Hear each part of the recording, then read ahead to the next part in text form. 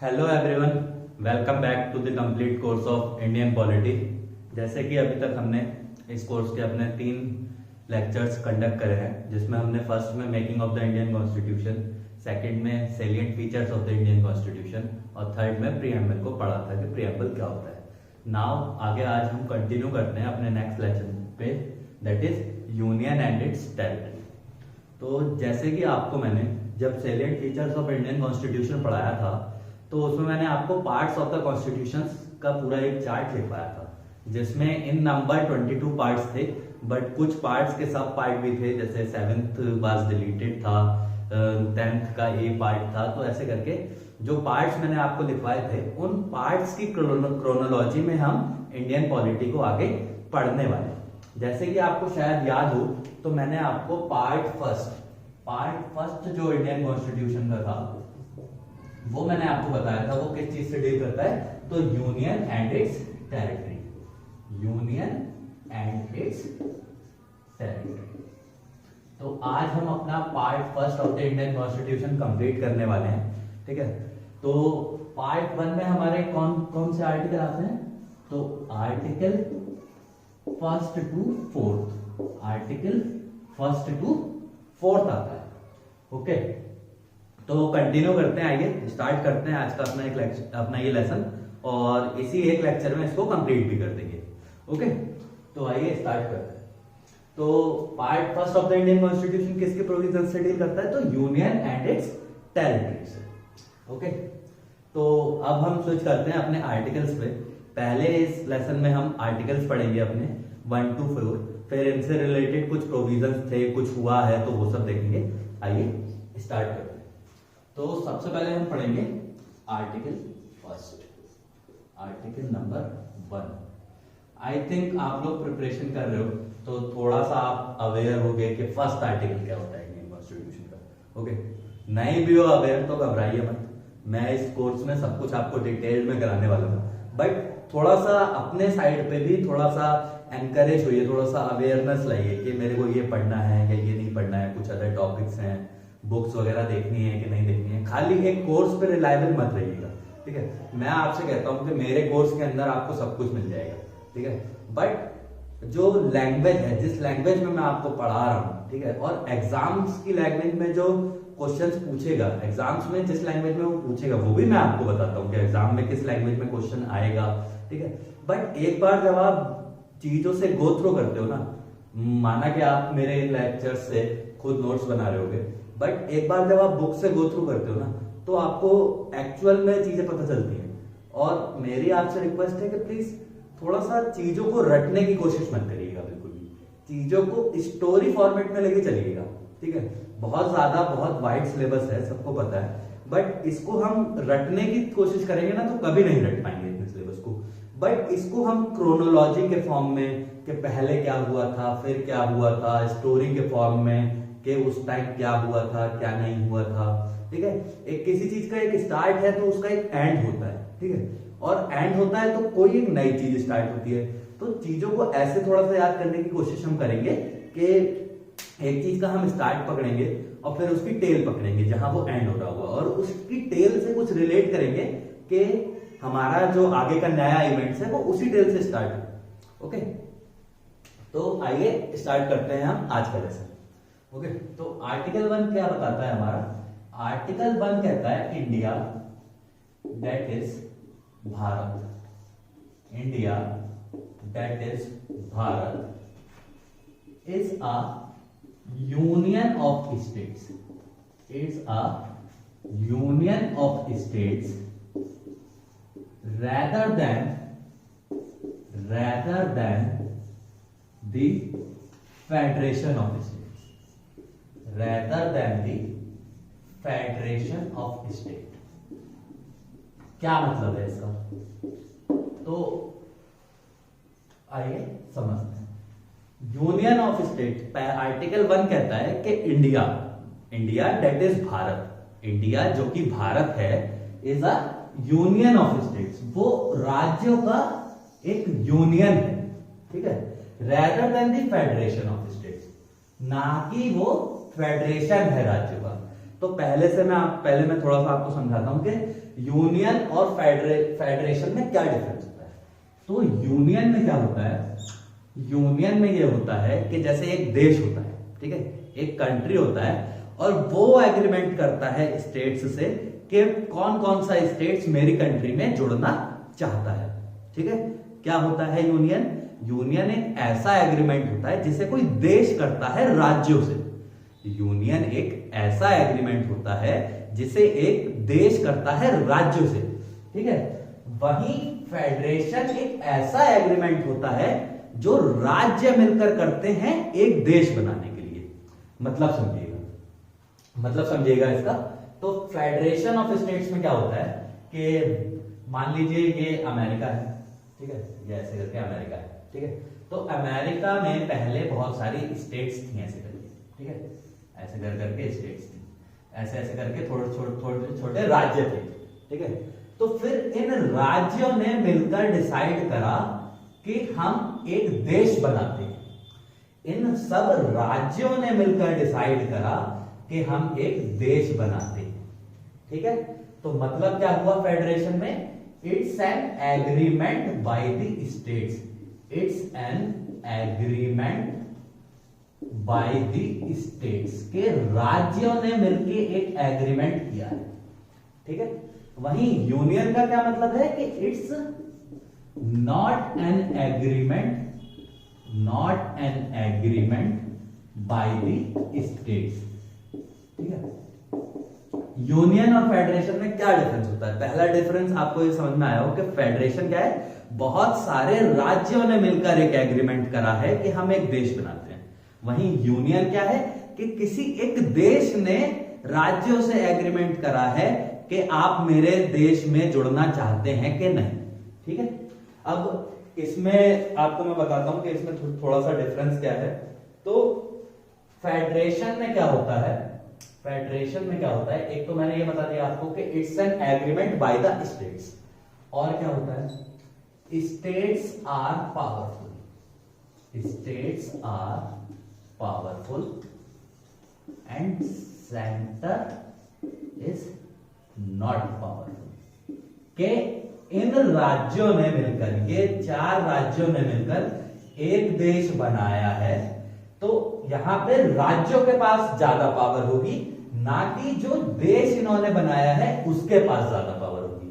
Federation में ज्यादा power किसके पास होगी? तो फेडरेशन में स्टेट्स पावरफुल होंगे, ठीक है। और एक और क्या कंडीशन होती है इसमें फेडरेशन में कि स्टेट्स कैन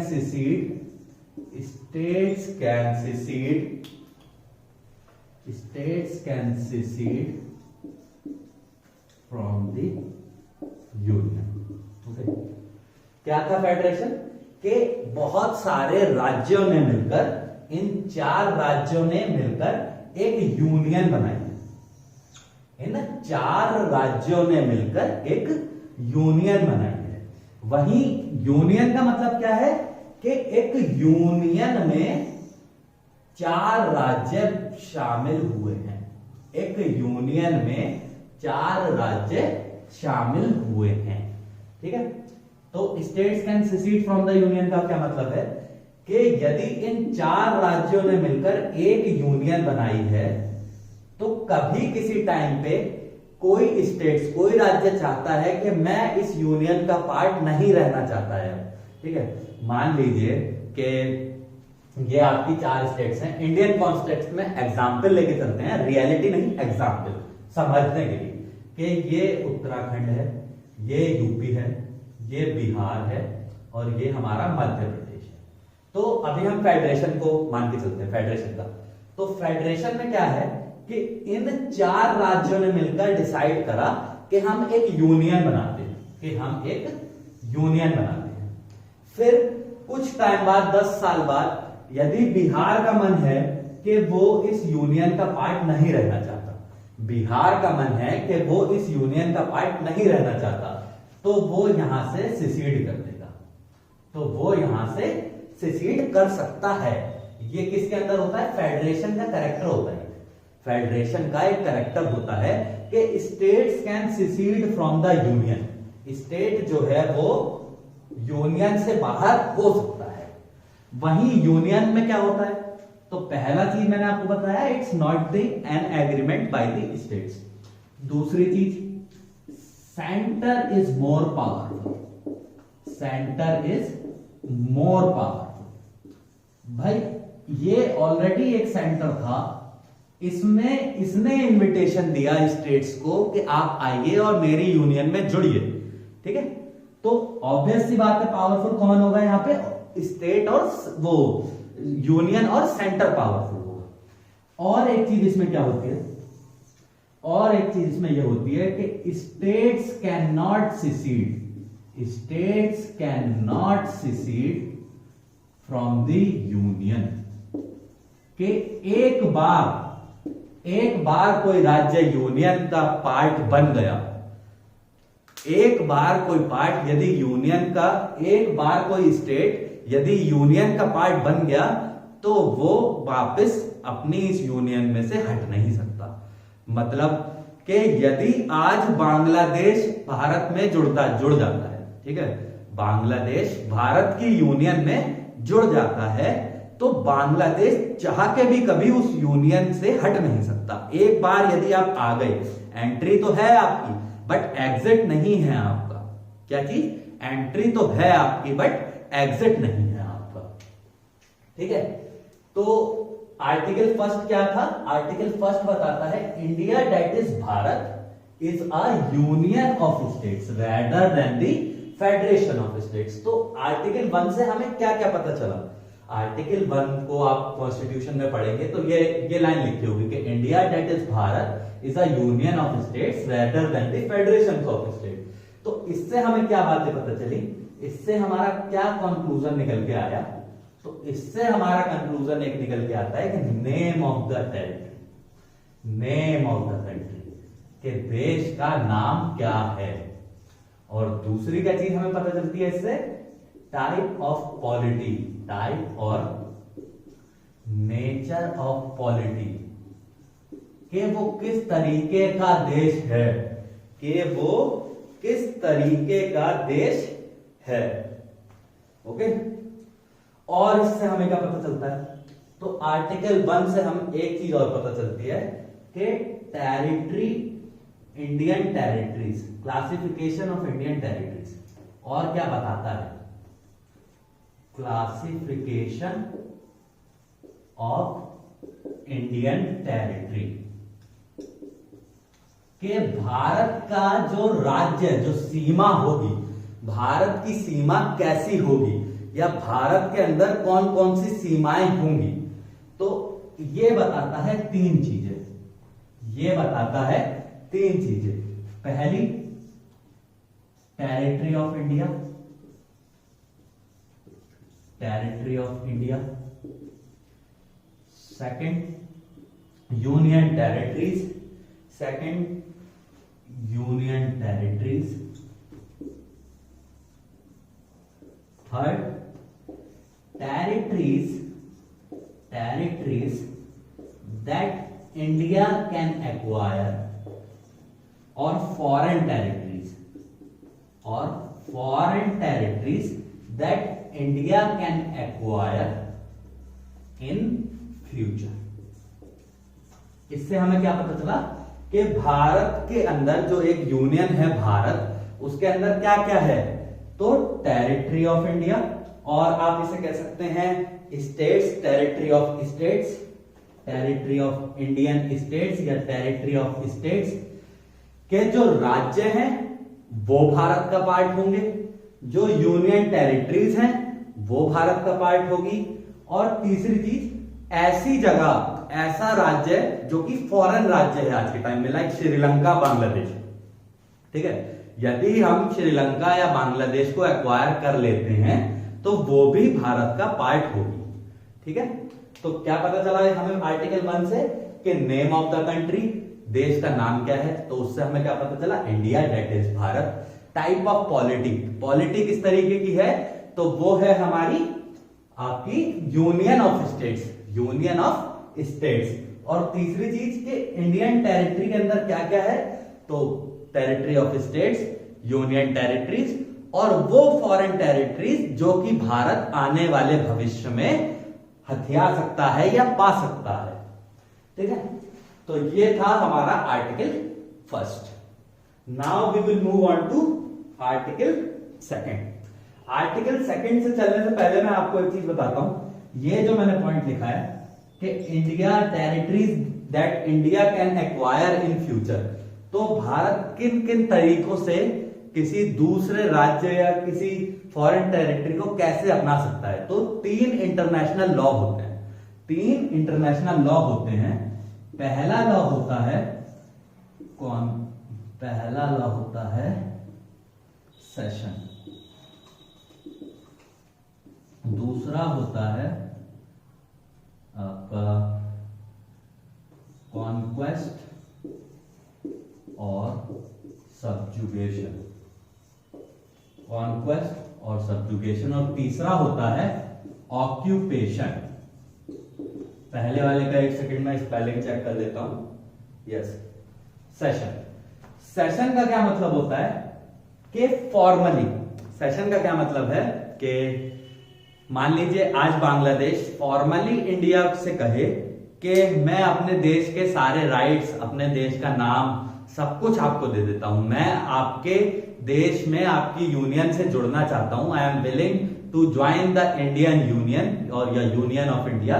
तो ये क्या हो गया? सेशन के कंट्री और टेरिटरी खुद से विलफुली किसी दूसरे कंट्री का पार्ट होना चाहती है। कॉन्क्वेस्ट और सब्जुगेशन।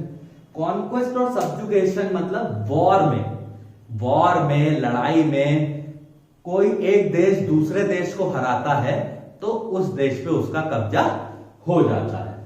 तीसरा ऑक्यूपेशन। इसमें क्या होता है कि कंट्रीज एग्रीमेंट करते हैं आपस में। कंट्रीज क्या करते हैं? एग्रीमेंट करते हैं। तो किस तरीके का एग्रीमेंट? कि मान लीजिए आज इंडिया श्रीलंका से एक एग्रीमेंट करता है कि आज से 20 साल के लिए, हम नेक्स्ट 20 इयर्स के लिए हम आपसे एक एग्रीमेंट करते हैं कि आपकी कंट्री के अंदर सारा कामकाज हम देखेंगे और आपकी कंट्री की इकोनॉमी भी बढ़ाएंगे, आपकी कंट्री में नई इंडस्ट्रीज लगाएंगे, फैक्ट्रीज लगाएंगे, एम्प्लॉयमेंट बढ़ाएंगे। ठीक है, और श्रीलंका ये एग्रीमेंट मान लेता है और श्रीलंका एक एग्रीमेंट कर लेता है इंडिया से कि ठीक है, आप यहाँ पे व्यापार के लिए आ रहे हैं, आप यहाँ पे व्यापार करेंगे। तो उस कंट्री में वो कंट्री के अगले नेक्स्ट 20 इयर्स के लिए किसका पार्ट हो जाएगा? इंडिया का पार्ट हो जाएगा। तो एक ये तरीका होता है किसी फॉरेन टेरिटरी को अब एक यूनियन में जोड़ देगा। ओके, क्या चीज?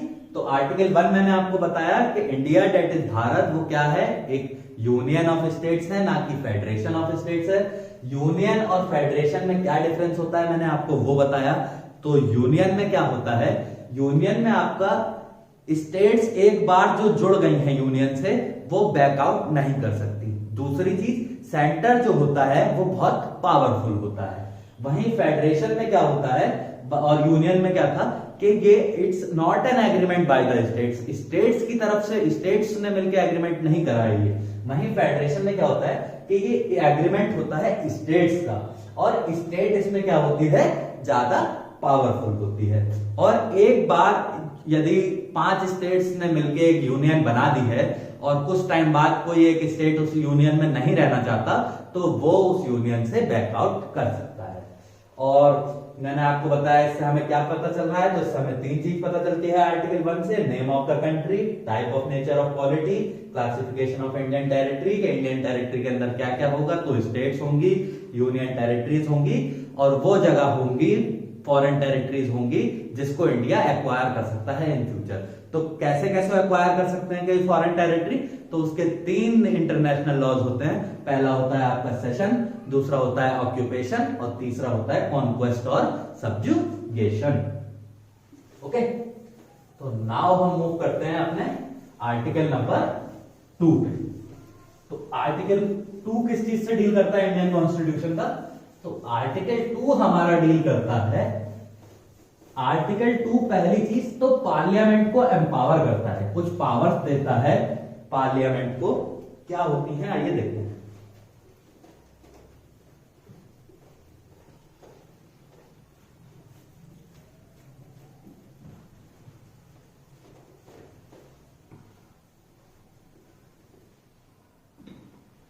Article number 2। तो आर्टिकल 2 आपका एम्पावर करता है पार्लियामेंट को किस चीज के लिए? To admit into union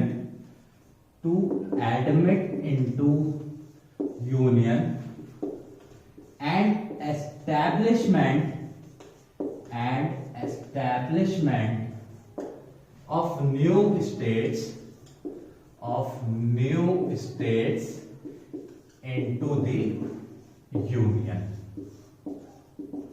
article 2 को याद करने के लिए ट्रिक रख लीजिए, एडमिशन एंड एस्टैब्लिशमेंट।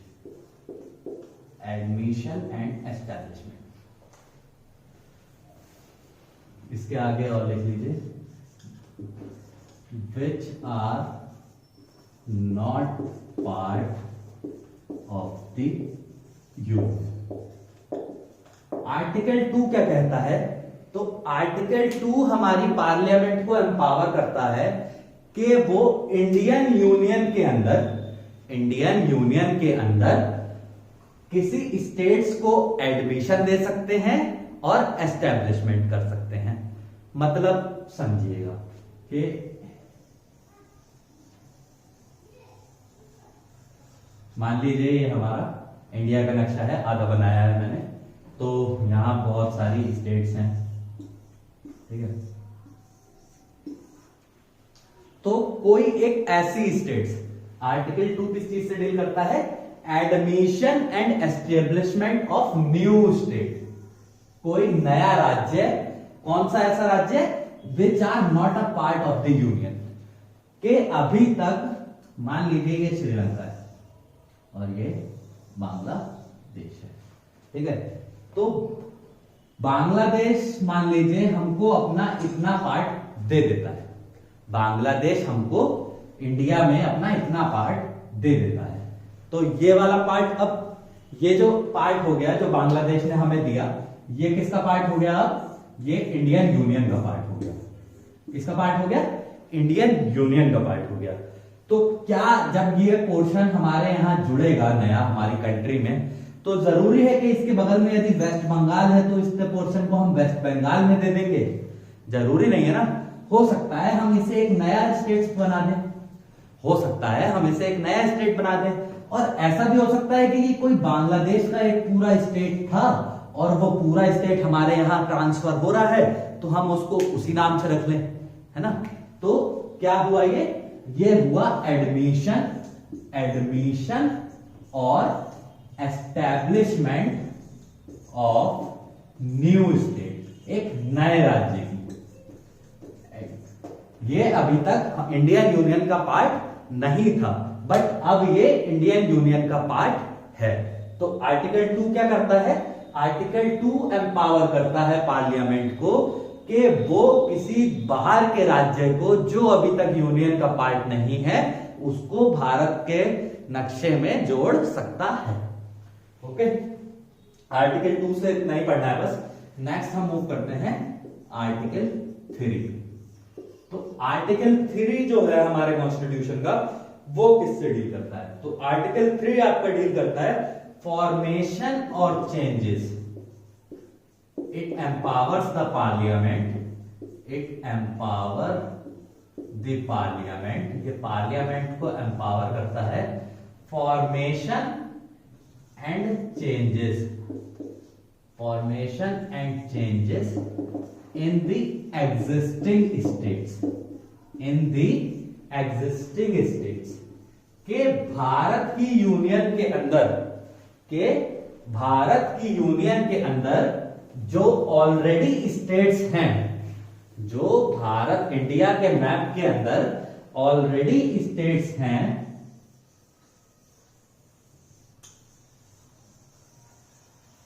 जो इंडिया के अंदर ऑलरेडी कुछ स्टेट्स हैं, उनके अंदर कोई भी चेंजेस पार्लियामेंट कर सकता है। तो कौन कौन से कोई भी चेंजेस? तो पहला है आपका form a new state,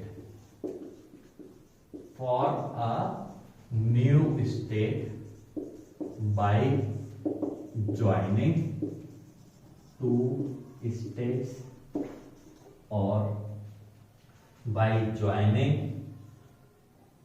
one state और वन यूटी और बाय डिवाइडिंग अ स्टेट। मतलब कि एग्जिस्टिंग स्टेट्स जो है, जो एक स्टेट ऑलरेडी एग्जिस्ट करती है इंडिया के अंदर, उसके अंदर आप चेंजेस कर सकते हो। क्या चेंजेस कर सकते हो? तो आप एक स्टेट को तोड़ के दो स्टेट्स भी बना सकते हो। आप एक स्टेट को तोड़ के दो स्टेट्स भी बना सकते हो, या आप कोई एक यूटी और एक स्टेट को जोड़ के एक नया स्टेट बना सकते हो, या फिर आप क्या कहते हैं किन्हीं दो स्टेट्स को जोड़ के एक नया स्टेट बना सकते हो। तो आप उसकी मतलब फॉर्मेशन ऑफ न्यू स्टेट्स, आप नया राज्य बना सकते हो। ठीक है। दूसरी चीज क्या कहता है ये? तो दूसरा प्रोविजन ये कहता है इंक्रीज और डिक्रीज द एरिया। जाहिर सी बात है कि जब किसी एक स्टेट को तोड़ा जाएगा या उसमें से एक अलग राज्य बनाया जाएगा तो उसका एरिया बढ़ेगा घटेगा। इंक्रीज और decrease the area of state. और क्या कर सकते हैं आप? तो और आप इसमें कर सकते हैं diminish, alter the boundaries of any state. Alter the boundary of any state. आप किसी राज्य का बाउंड्री के साथ भी छेड़छाड़ कर सकते हैं। एंड चौथा, enter the name of the state. तो आर्टिकल 2 क्या कहता है? आर्टिकल 3 क्या कहता है?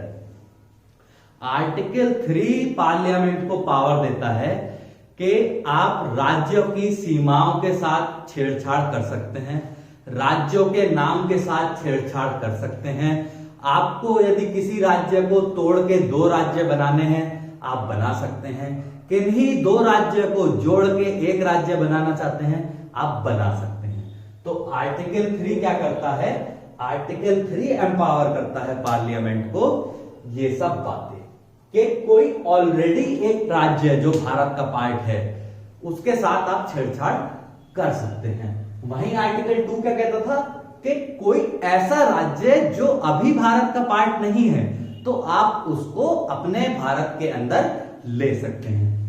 तो जब ये बातें पार्लियामेंट कर सकती है, यदि ये सब बातें पार्लियामेंट कर सकती है भारत के राज्यों के साथ, तो क्या हम इसको ये नहीं कह सकते कि पार्लियामेंट कैन विलफुली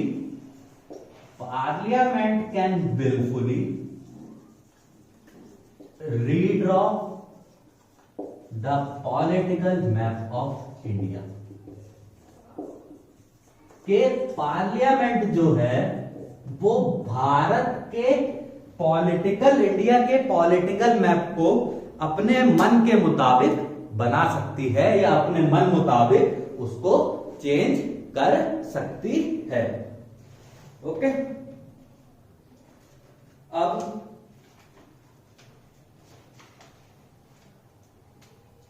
अब कुछ बातें हैं इस आर्टिकल से रिलेटेड, आइए मैं बताता हूं आपको। तो पहली बात यह है कि यदि ये सब छेड़छाड़ करनी है, आर्टिकल 3 के अंदर जो जो बातें बताई हैं, यदि ये सब छेड़छाड़ करनी है किसी राज्य के साथ, तो कैसे करेगा पार्लियामेंट? तो पार्लियामेंट कैसे करेगा? तो आइए देखते हैं कैसे करेगा। तो मान लीजिए कि उत्तरांचल का नाम उत्तराखंड रखा गया, तो कैसे रखा गया मैं आपको बताता हूं। तो एक बिल इंट्रोड्यूस कराया जाएगा सबसे पहले पार्लियामेंट में। कहां? अ bill is introduced in the parliament in either house but by the prior recommendation recommendation two of the president.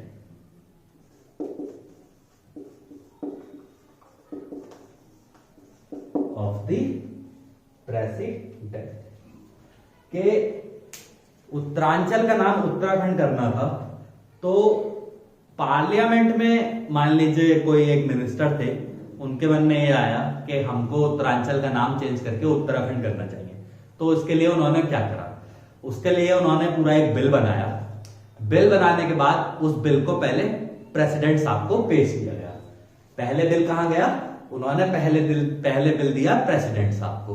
अब प्रेसिडेंट साहब क्या करेंगे, प्रेसिडेंट साहब उस बिल को किसी भी हाउस के अंदर प्रेजेंट करवा सकते हैं। पर प्रेसिडेंट साहब जब उस बिल को हाउस के अंदर रिप्रेजेंट कराएंगे, उससे पहले प्रेसिडेंट साहब क्या करेंगे, तो उससे पहले प्रेसिडेंट साहब president will refer the bill to the state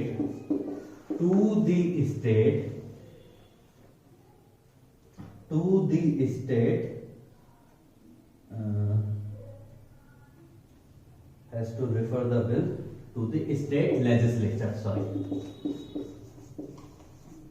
which is going to be changed। के प्रेसिडेंट साहब क्या करेंगे, प्रेसिडेंट साहब पहले उस बिल को कहां पेश करेंगे, उत्तरांचल की स्टेट लेजिस्लेचर में प्रेजेंट करेंगे कि भाई आपकी राज्य के साथ ऐसी ऐसी कुछ छेड़खानी होने वाली है। ठीक है, तो क्या होगा, पहले कोई बंदा प्रेसिडेंट साहब को बिल रेफर करेगा। ठीक है, मतलब बिल रेफर क्या करेगा, बिल ऐसे नहीं रेफर किया जाता है। प्रेसिडेंट साहब को बताया जाएगा कि सर ऐसे करके ये एक बिल है, इसको ये बिल किस चीज के लिए है, तो ये बिल हम उत्तरांचल के राज्य, ये उत्तरांचल का नाम हम चेंज करके उत्तराखंड करना चाहते हैं। तो पहले ये बात प्रेसिडेंट को बताई जाएगी। प्रेसिडेंट के कान में जब ये बात पहुंच गई, उसके बाद ये मिनिस्टर जो है वो पार्लियामेंट के दोनों हाउसेज में किसी भी हाउस में ये बिल को रिप्रेजेंट कर देगा। दूसरा काम प्रेसिडेंट साहब क्या करेंगे, तो प्रेसिडेंट साहब जिस भी राज्य के साथ छेड़खानी हो रही होगी उस राज्य को वो बिल रेफर करेंगे, उस राज्य की स्टेट लेजिस्लेचर को। ठीक है, वो बिल रेफर करेंगे कि भाई आपके राज्य के साथ ये चेंजेस होने जा रहे हैं। और तीसरी बात, president is not bound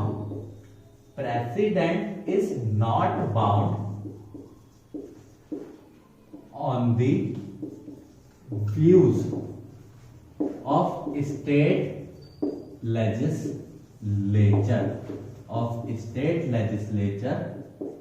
It can accept or reject the views। के प्रेसिडेंट साहब बिल को तो स्टेट लेजिस्लेचर में रेफर करेंगे, भेजेंगे, और स्टेट लेजिस्लेचर मान लीजिए उस बिल का जवाब देता है प्रेसिडेंट साहब को कि सर प्लीज हमारी स्टेट्स के साथ ऐसा मत करिए, तो प्रेसिडेंट साहब बाउंड नहीं है उसके व्यू पे। ठीक है, वो उसकी बात को एक्सेप्ट कर भी सकते हैं और रिजेक्ट भी कर सकते हैं। ओके, तो जब ये काम होगा, किसी भी स्टेट के साथ फॉर्मेशन चेंजेस, उसके नाम में कोई भी या बाउंड्री कुछ भी चेंजेस होगा, तो कैसे होगा, सबसे पहले प्रेसिडेंट साहब को बताया जाएगा कि सर ऐसे ऐसे इस राज्य के रिगार्डिंग कुछ चेंजेस हम करने जा रहे हैं। प्रेसिडेंट साहब क्या करेंगे, प्रेसिडेंट साहब वो बिल रेफर करेंगे उस राज्य की स्टेट लेजिस्लेचर को जिसके साथ छेड़खानी होने जा रही होगी। फिर क्या होगा कि कोई मिनिस्टर इस बिल को पार्लियामेंट के किसी भी हाउस, लोकसभा, राज्यसभा, किसी में भी इंट्रोड्यूस करेगा। ठीक है, इंट्रोड्यूस करने के बाद इस बिल पे पूरे सेशंस बैठेंगे कि होना चाहिए नहीं होना चाहिए, वोटिंग होगी, उसके बाद डिसाइड होगा कि नहीं होगा चेंज। ठीक है, तो इससे हमें क्या बातें पता चली, इससे हमें ये बात पता चली कि कैसे कैसे चेंजेस किए जाएंगे, और प्रेसिडेंट जो है वो बाउंड नहीं है, प्रेसिडेंट जो है वो बाउंड नहीं है व्यूज ऑफ स्टेट लेजिस्लेचर। और दूसरी चीज कि ऐसा बिल आप डायरेक्टली पार्लियामेंट में इंट्रोड्यूस नहीं कर सकते, कोई भी ऐसा बिल आप डायरेक्टली पार्लियामेंट में पेश नहीं कर सकते। उससे पहले आपको प्रेसिडेंट साहब की रिकमेंडेशन लेनी पड़ेगी। ठीक है, तो आइए अब नेक्स्ट मूव करते हैं।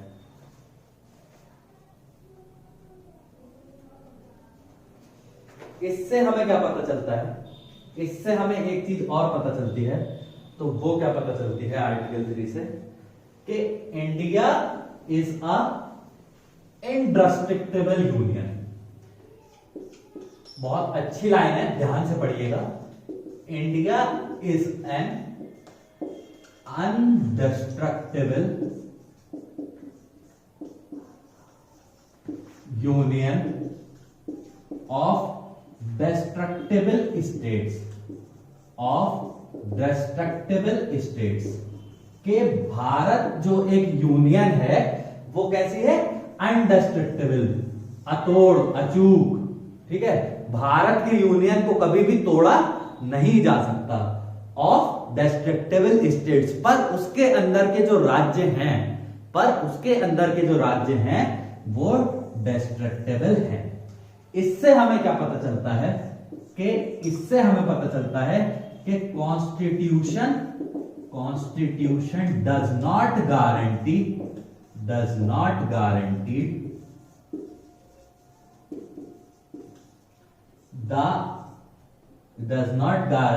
द क्या वर्ड यूज किया जाएगा इसके लिए, existence, the continued existence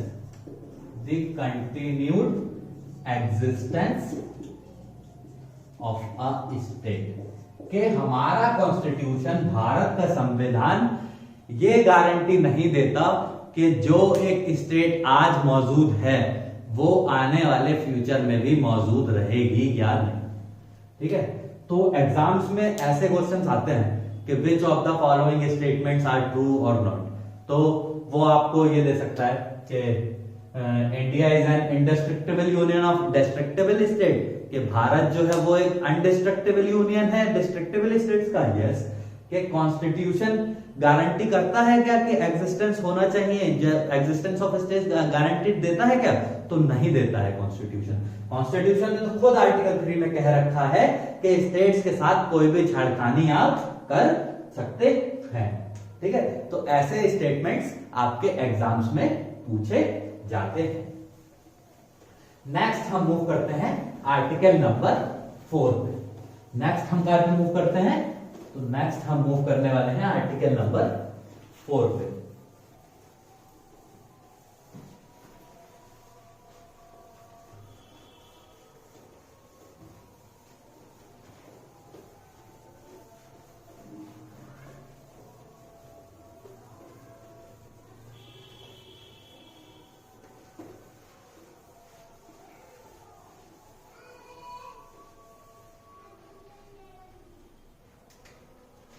article number 4, तो आर्टिकल 4 क्या कहता है, laws made under article 2 and 3, laws made under article 2 and 3 do not require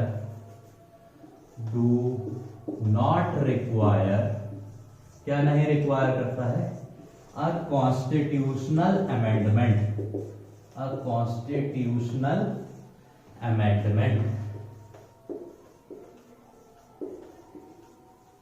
It can be done by the simple majority under Article 368. It can be done by simple majority or ordinary legislature process.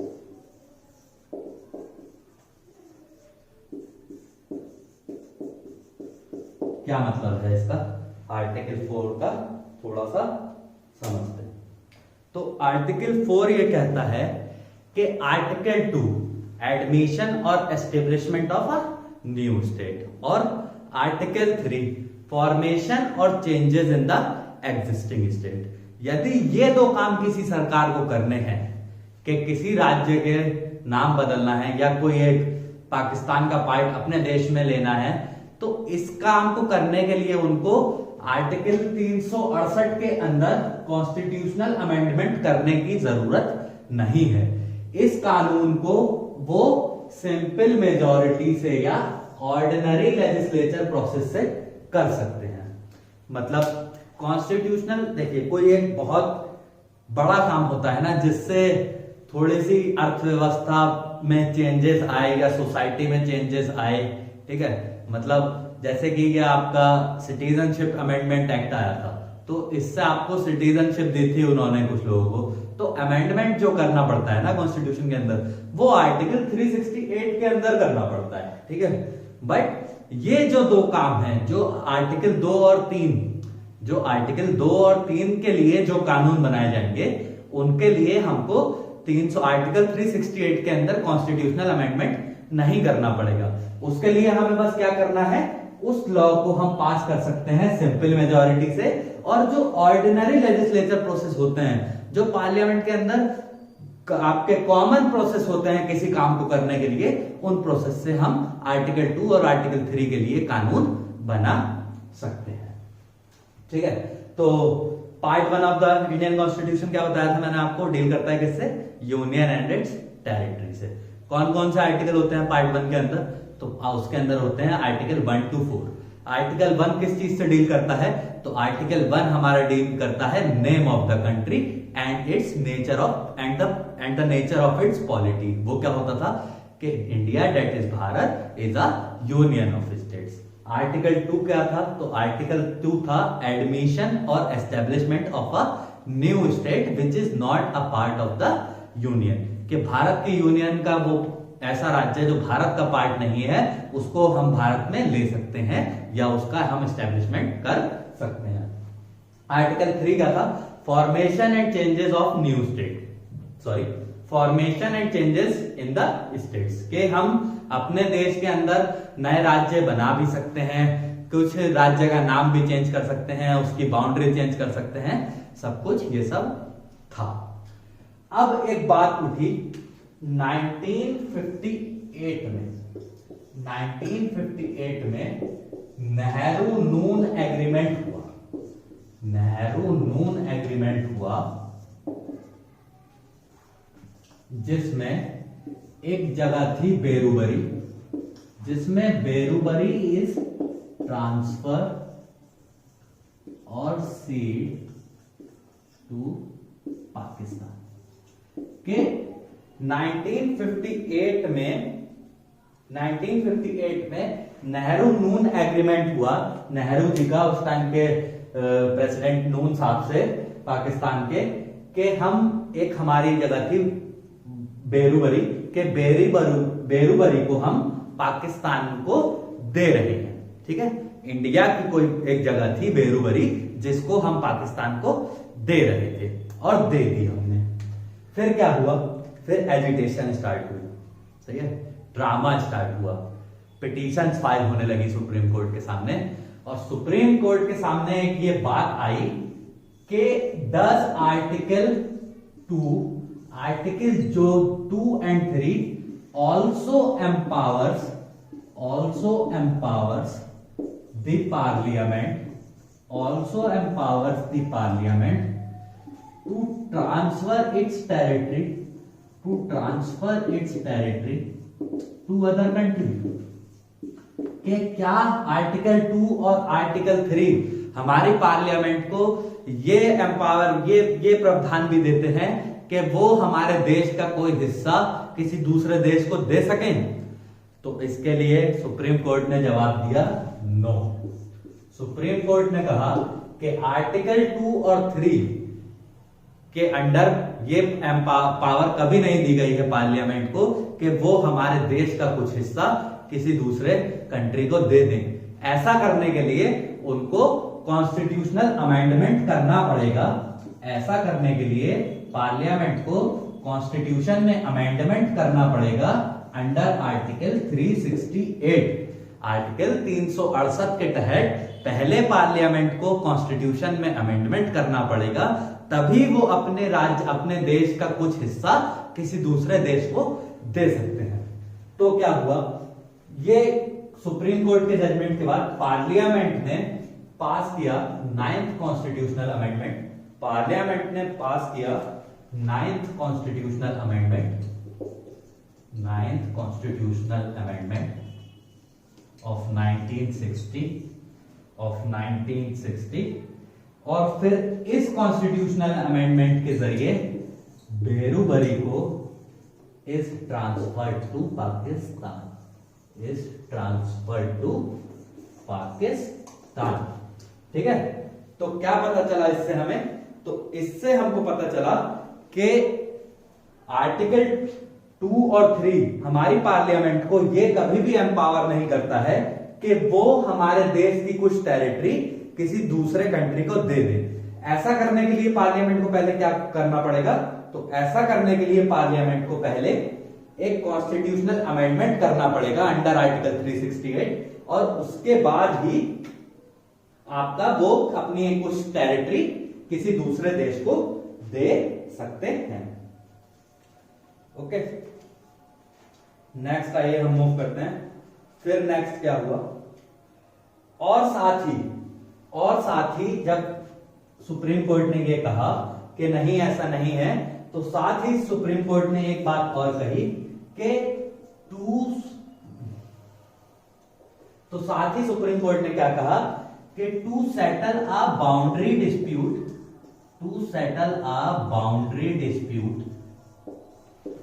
with another country, with another country, there is no need to amend the constitution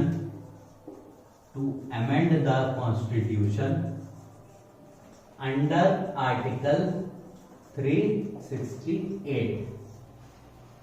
It can be done by executive action.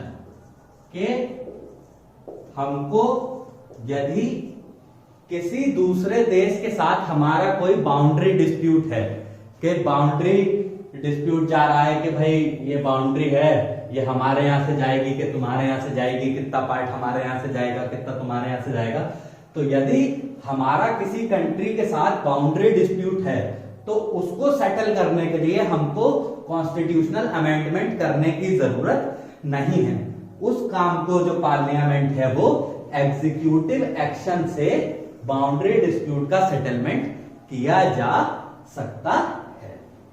ठीक है, तो इसी के लिए क्या हुआ, इसके लिए 100 कॉन्स्टिट्यूशनल अमेंडमेंट हुआ, 100वां संविधान में संशोधन किया गया।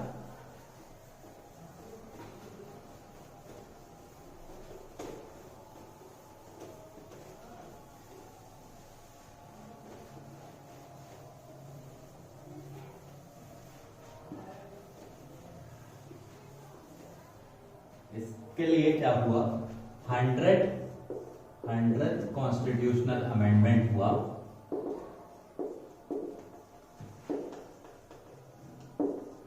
और हमने बांग्लादेश के साथ अपना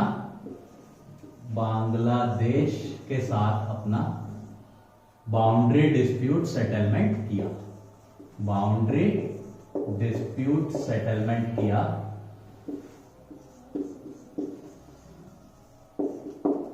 आई एम सॉरी, थोड़ा सा मेरा मार्कर प्रॉब्लम कर रहा है, I have to change the ink, please wait.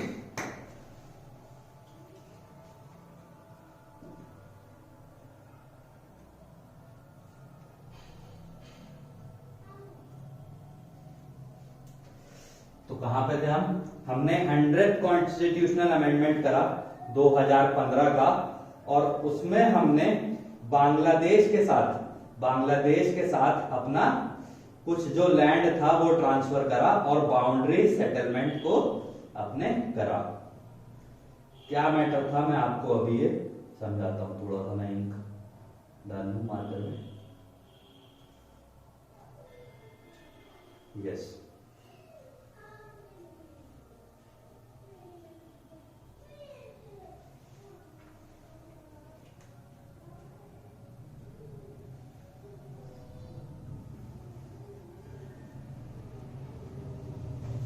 Yes,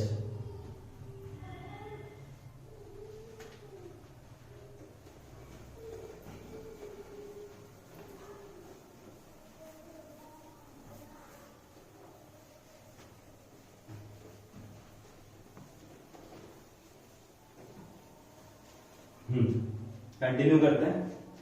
तो 100 कॉन्स्टिट्यूशनल अमेंडमेंट हमने करा और इसमें हमने बांग्लादेश के साथ अपना बाउंड्री डिस्प्यूट का सेटलमेंट किया एंड ट्रांसफर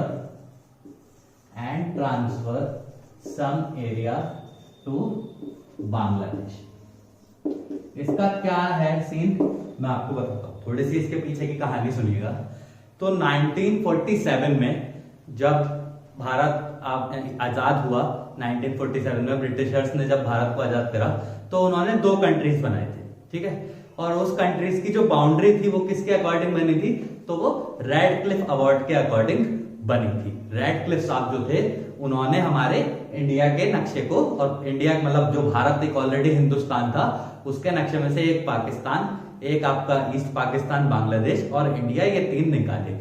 तो उन्होंने क्या करा, जब उन्होंने मार्केटिंग की, ठीक है, उसको मार्क किया झंडों को, आपके मैप्स को, तो रेडक्लिफ जो थे वो ज्यादा घूमे नहीं थे इंडिया में, उनको ज्यादा इतना इंडिया के बारे में पता नहीं था। तो जो बाउंड्री थी वो कुछ घरों के ऊपर से, शहर के घरों के ऊपर से, गलियों में से गुजर रही थी, जिसकी वजह से क्या होता था कि वहां के रेजिडेंट्स को दिक्कत होती थी, ना वो इंडिया में काउंट होते थे और ना ही वो बांग्लादेश में काउंट होते थे।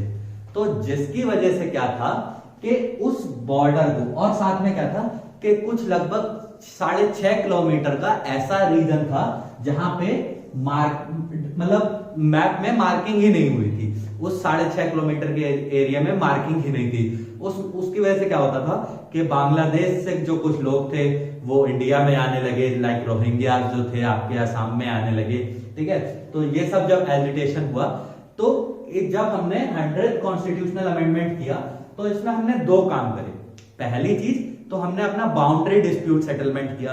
तो बाउंड्री डिस्प्यूट सेटलमेंट में हमने क्या करा, जो 6.5 किलोमीटर के अराउंड की जो बाउंड्री थी, अनमार्क्ड जो बाउंड्री थी, उसको हमने मार्क करा।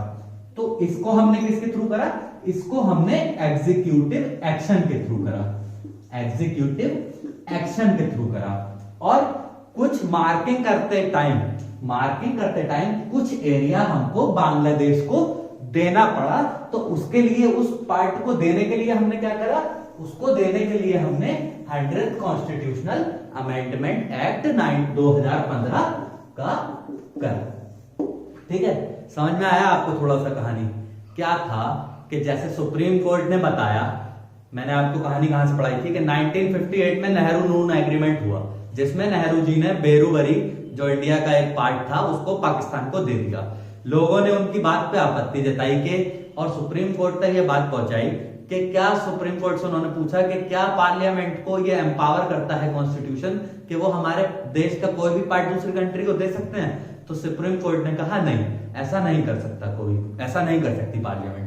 यदि पार्लियामेंट को ऐसा करना है तो उनको कॉन्स्टिट्यूशनल अमेंडमेंट करना पड़ेगा अंडर आर्टिकल 368। तो भाई उन्होंने 1960 में 9th कॉन्स्टिट्यूशनल अमेंडमेंट एक्ट किया, ठीक है, जिससे उन्होंने पाकिस्तान को बेरूबरी दिया। साथ ही में सुप्रीम कोर्ट ने क्या कहा, तो साथ में सुप्रीम कोर्ट ने कहा कि यदि किसी देश से आपको बाउंड्री डिस्प्यूट सॉल्व करना है, अपनी बाउंड्री की सीमा की कुछ डिस्प्यूट है उसको सॉल्व करना है, तो उसको सॉल्व करने के लिए आपको जरूरत नहीं है कि आप कॉन्स्टिट्यूशनल अमेंडमेंट करें, उसको आप एग्जीक्यूटिव एक्शन से कर सकते हैं। फिर हमारा बांग्लादेश के साथ एक डिस्प्यूट अराउज हुआ। उसमें क्या था कि बांग्लादेश का जो बाउंड्री थी, ठीक है, वो लगभग 6.5 किलोमीटर के एरिया में बाउंड्री नहीं थी, वो बॉर्डर ही नहीं था 6.5 किलोमीटर में, जिसकी वजह से क्या होता था, लोग आ जाते थे हमारे इंडिया के अंदर। तो हमें वो बाउंड्री डिस्प्यूट सॉल्व करने के लिए जब हमने ये बाउंड्री डिस्प्यूट सॉल्व करना था तो हमें कॉन्स्टिट्यूशनल अमेंडमेंट करने की जरूरत थी नहीं, इसको हमने किससे करा, इसको हमने एग्जीक्यूटिव एक्शन से कर लिया, ठीक है। बट जब ये बाउंड्री डिस्प्यूट हम सॉल्व कर रहे थे तो हमको कुछ पार्ट बांग्लादेश को देना पड़ा, उसके लिए हमने क्या करा, उसके लिए हमने 100 कॉन्स्टिट्यूशनल अमेंडमेंट एक्ट करा 2015 का, ओके, ठीक है। नेक्स्ट आइए अब हम मूव करते हैं। तो इसके बाद आता है आपका स्टेट्स का रीऑर्गेनाइजेशन। अब वो क्या था, तो जब 1947 में इंडिपेंडेंट हुए हम, जब 1947 में इंडिपेंडेंट हुए हम, तो ब्रिटिशर्स ने 3 कंट्रियां बनाई, ब्रिटिशर्स ने 3 कंट्रियां बना दी, पाकिस्तान, ईस्ट पाकिस्तान और आपका इंडिया, ठीक है, या 2 कंट्रियां बना दी, ठीक है, 2 कंट्रियां बना दी। और उन्होंने प्रिंसली स्टेट जो थे, जो राजघराने थे, 552 हमारे यहां टोटल राजघराने थे, जितने भी प्रिंसली स्टेट्स थे उनको उन्होंने चॉइस दी कि either you can join Pakistan और यू कैन ज्वाइन इंडिया और यू रिमेन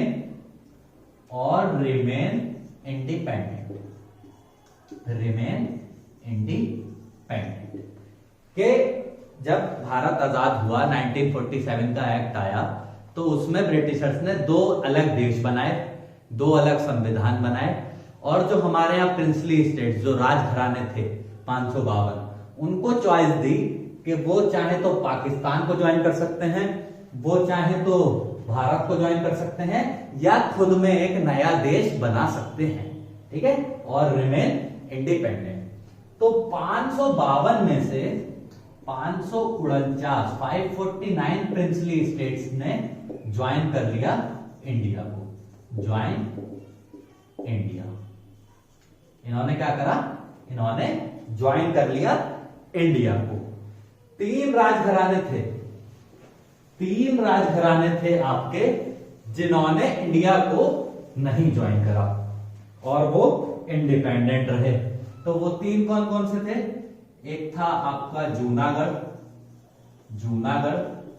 एक था आपका हैदराबाद, और तीसरा था आपका कश्मीर।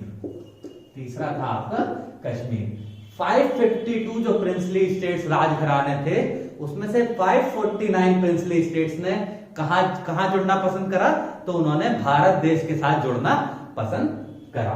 बट इन तीनों ने नहीं, ये 3 जो प्रिंसली स्टेट्स थे, इन्होंने ना पाकिस्तान ज्वाइन करा, ना इंडिया ज्वाइन करा, या इंडिपेंडेंट रहे। बट ये बाद में जाके इंडियन यूनियन का पार्ट बने। तो कैसे, जूनागढ़ इंडिया का पार्ट बना रेफरेंडम से, वहां रेफरेंडम कराया गया। याद करिए, डायरेक्ट डेमोक्रेसी के मैंने आपको 4 टूल बताए थे, तो उसमें सबसे पहला ही था रेफरेंडम, दूसरा था आपका प्लेबिसाइड, इनिशिएटिव और रिकॉल। तो रेफरेंडम कराया गया वहां के लोगों के द्वारा, और वहां के लोगों ने वोट करा कि वो इंडिपेंडेंट रहना चाहते हैं कि इंडिया में जाना चाहते हैं। तो वहां पे इंडिया में जाने के लिए मेजोरिटी मिली।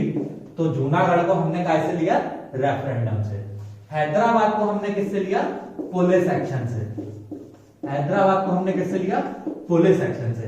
और कश्मीर को हमने कैसे लिया, तो कश्मीर को हमने लिया instrument of assertion,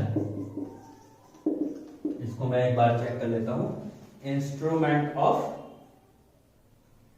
assertion, okay. तो ये 3 राजघरानों को हमने किससे लिया, तो ये 3 राजघरानों को हमने ऐसे लिया, ओके। नाउ आइए नेक्स्ट आगे मूव करते हैं।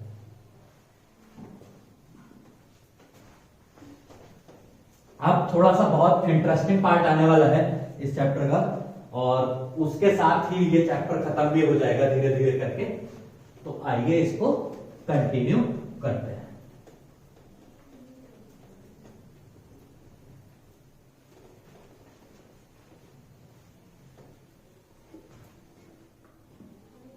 ठीक है, जब 1947 में ब्रिटिशर्स ने इंडिया को आजाद करा, तब उन्होंने इंडिया के अंदर जो स्टेट्स का क्लासिफिकेशन था, उसको 4 पार्ट में डिवाइड करा। उसको उन्होंने क्या करा, इसका मैं बोर्ड का हाफ कर देता हूं, ठीक है। उसके उन्होंने 4 पार्ट में डिवाइड करा, ठीक है।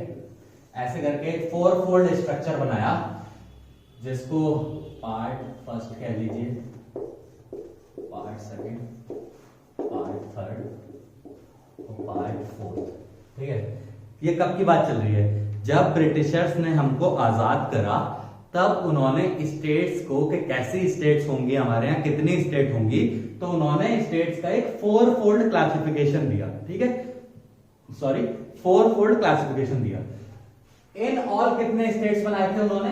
तो इन ऑल 29 स्टेट्स ब्रिटिशर्स ने बनाए और इनको 4 कैटेगरी में डिवाइड कर दिया। पार्ट 1 में उन्होंने क्या रखा?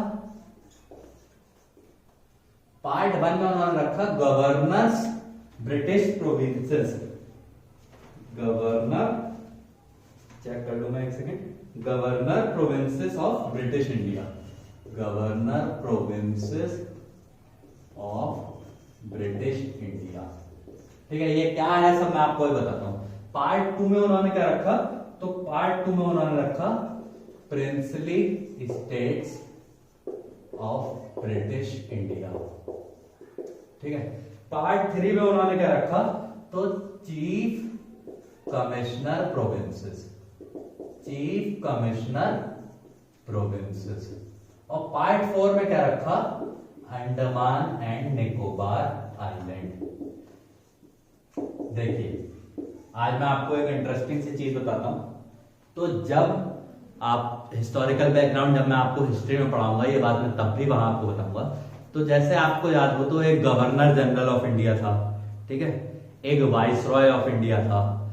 बाकी आप याद करिए जब मैंने आपको making of the Indian constitution पढ़ाया था तो मैंने उसमें कुछ ऐसा बताया था कि टोटल 389 सीट्स होंगी। कैबिनेट मिशन प्लान में याद करिए 389 सीट्स होंगी, जिसमें से 296 जो है वो ब्रिटिश प्रोविजंस होंगी, ना बचे हुए 93 जो है वो प्रिंसली स्टेट्स के लिए होंगी। इसमें से मैंने बताया था आपको कि 292 जो होंगी वो गवर्नर ब्रिटिश प्रोविंसेस होंगी और 4 जो है वो चीफ कमिश्नर प्रोविंसेस होंगी। इसकी मैंने आपको ट्रिक भी बताई थी, ABCD, अजमेर, बलूचिस्तान, कुर्ग, दिल्ली, ऐसे करके बताया था ना। तो उन्होंने पार्ट 1 में क्या रखा? पार्ट 1 में उन्होंने गवर्नर प्रोविंसेस रखी। अब गवर्नर प्रोविंसेस कौन सी होती थी? जब ब्रिटिशर्स का हमारे यहाँ राज था तो जैसे जो प्रिंसली स्टेट्स थे ना, जो राजघराने थे, जो राजघराने थे वो भी ब्रिटिशर्स के गुलाम थे। तो उनपे कौन रूल करता था? तो उनपे वाइसरॉय रूल करता था, ठीक है। जितने भी प्रिंसली स्टेट्स थे हमारे इंडिया में, उनका ब्रिटिशर्स हेड कौन था? तो उनका ब्रिटिशर्स हेड था आपका वाइसरॉय ऑफ इंडिया। और गवर्नर जनरल ऑफ इंडिया कौन था? तो प्रिंसली स्टेट्स के अलावा जो भी एरिया था, प्रिंसली स्टेट्स के अलावा जो भी एरिया था जहां पे ब्रिटिशर्स का राज था, तो वहां ब्रिटिशर्स का कौन हेड होता था? Governor general of India. तो मान लीजिए ऐसे करके इंडिया का, ये इंडिया है मानिए, तो इंडिया में ये कुछ जगह प्रिंसली स्टेट्स हैं, ये जो सर्किल है ये प्रिंसली स्टेट्स हैं। तो इन सबका हेड कौन होगा? इन सबका हेड होता था वाइसरॉय ऑफ इंडिया। बाकी बचा हुआ एरिया जितना भी है ये भी ब्रिटिशर्स के अंडर ही है। तो इन्होंने स्टेट्स बनाई, तो कैसे बनाई? इन्होंने इस वाले पार्ट को पार्ट 1 में रख दिया, ठीक है, इस वाले पार्ट को पार्ट 1 में रख दिया। पार्ट 2 में क्या करा? ये जो गोले बनाए हैं मैंने, मान लीजिए अजमेर, मान लीजिए ये राजस्थान का कोई रजवाड़ा है, ये तमिलनाडु का कोई राजा महाराजा का एरिया है, महाराष्ट्र के किसी राजा का एरिया है, तो इन सबको कहां रखा? प्रिंसली स्टेट्स वाले में। चीफ कमिश्नर प्रोविंस, कुछ ऐसी कमिश्नर प्रोविंसेस भी थी जिनपे जो ना प्रिंसली स्टेट्स थी ना गवर्नमेंट प्रोविजंस में थी, जस्ट लाइक यूटीज थी, उनको डायरेक्टली ब्रिटिशर्स एडमिनिस्टर करते थे, उनको उन्होंने पार्ट 3 में रख दिया, ठीक है। पार्ट 4 में एक ही चीज थी, वो थी Andaman and Nicobar island. In total इन में मिला के कितने थे? तो इन टोटल 29 स्टेट्स उन्होंने हमको बना के दिए, ठीक है। कुछ इंपॉर्टेंट बात नहीं थी ये, बट क्यों जरूरी थी ये मैं आपको बताता हूं। तो क्या हुआ, जब हमारा भारत आजाद हो गया, हमारा भारत आजाद हो गया, तो यहां के लोगों की तरफ से डिमांड आने लगी कि डिवीजन ऑफ स्टेट्स किया जाए on the basis of language, कि भाषा के आधार पे राज्यों को बनाया जाए। ये जो 29 राज्य थे इनको हटा के भाषा के आधार पे नए राज्य बनाए जाए। ठीक है, ऐसी मांग आने लगी बहुत सारी जगह से। तो उसके लिए क्या हुआ,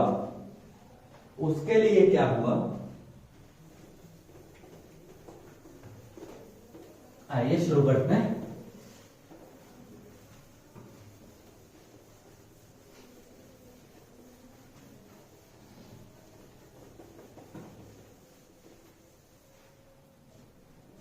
उसके लिए क्या हुआ, तो सबसे पहले जून 1948 में एक धार कमीशन बनाया गया। क्या बनाया गया? धार कमीशन बनाया गया। ये क्या था? तो धार कमीशन, इसको और बोलते हैं linguistic provision commission. Linguistic provision commission, linguistic provision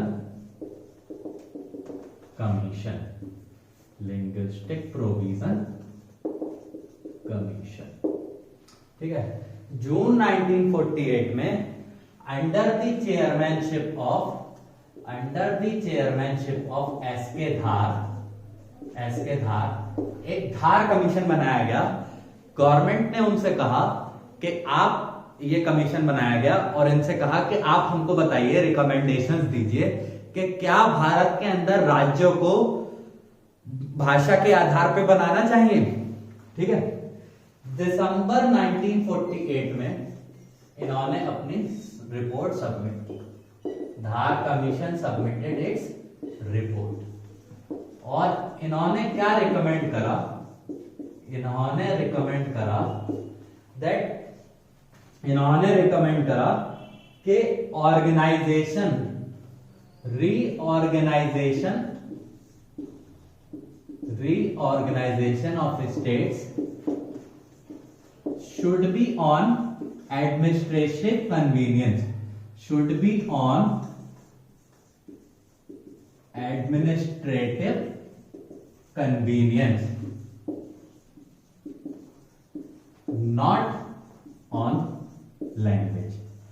तो धार कमीशन ने, एस के धार साहब ने अपनी रिपोर्ट सबमिट करी और इस रिपोर्ट में उन्होंने कहा कि हमारे यहां जो हमें राज्य बनाने चाहिए वो भाषा के आधार पे नहीं बनाने चाहिए, बल्कि एडमिनिस्ट्रेटिव कन्वीनियंस, के उनको एडमिनिस्ट्रेशन करना आसान हो इस तरीके से बनाने चाहिए।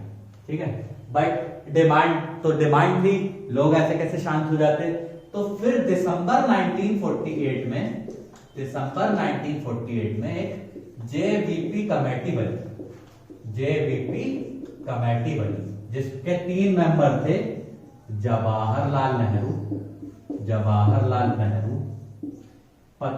पत्ताभी सीता रमैया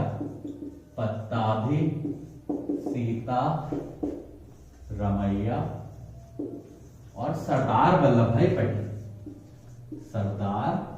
वल्लभ भाई Patel. Okay,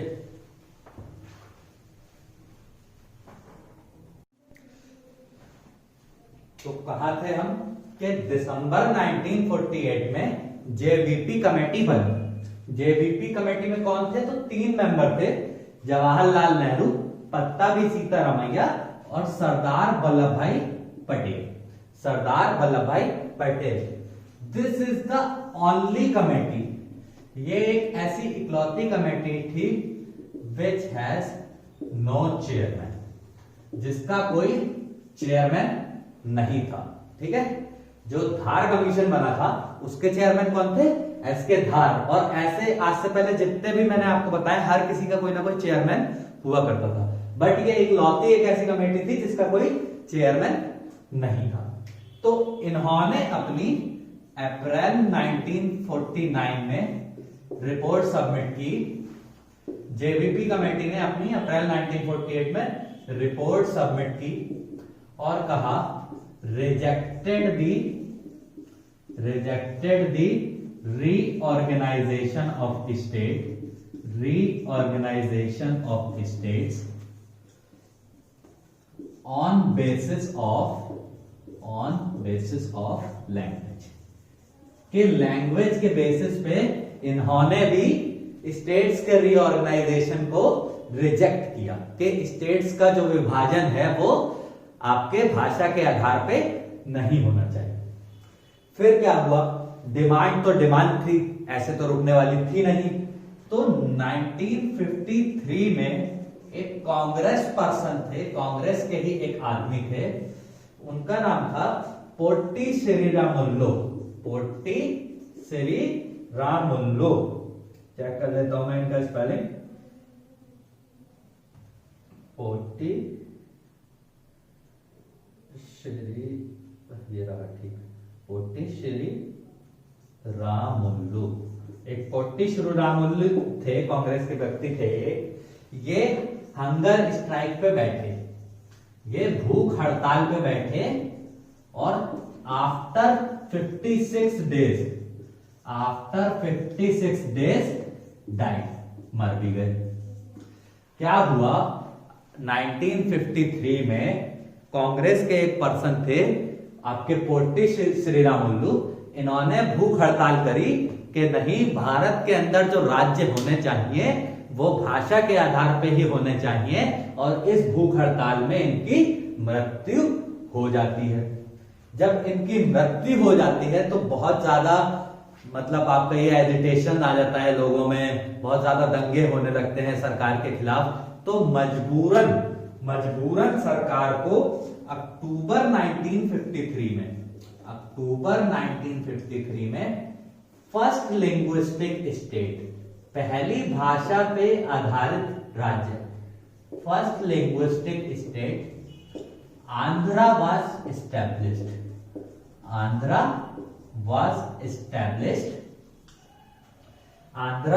established by separating Telugu speaking people from Madras।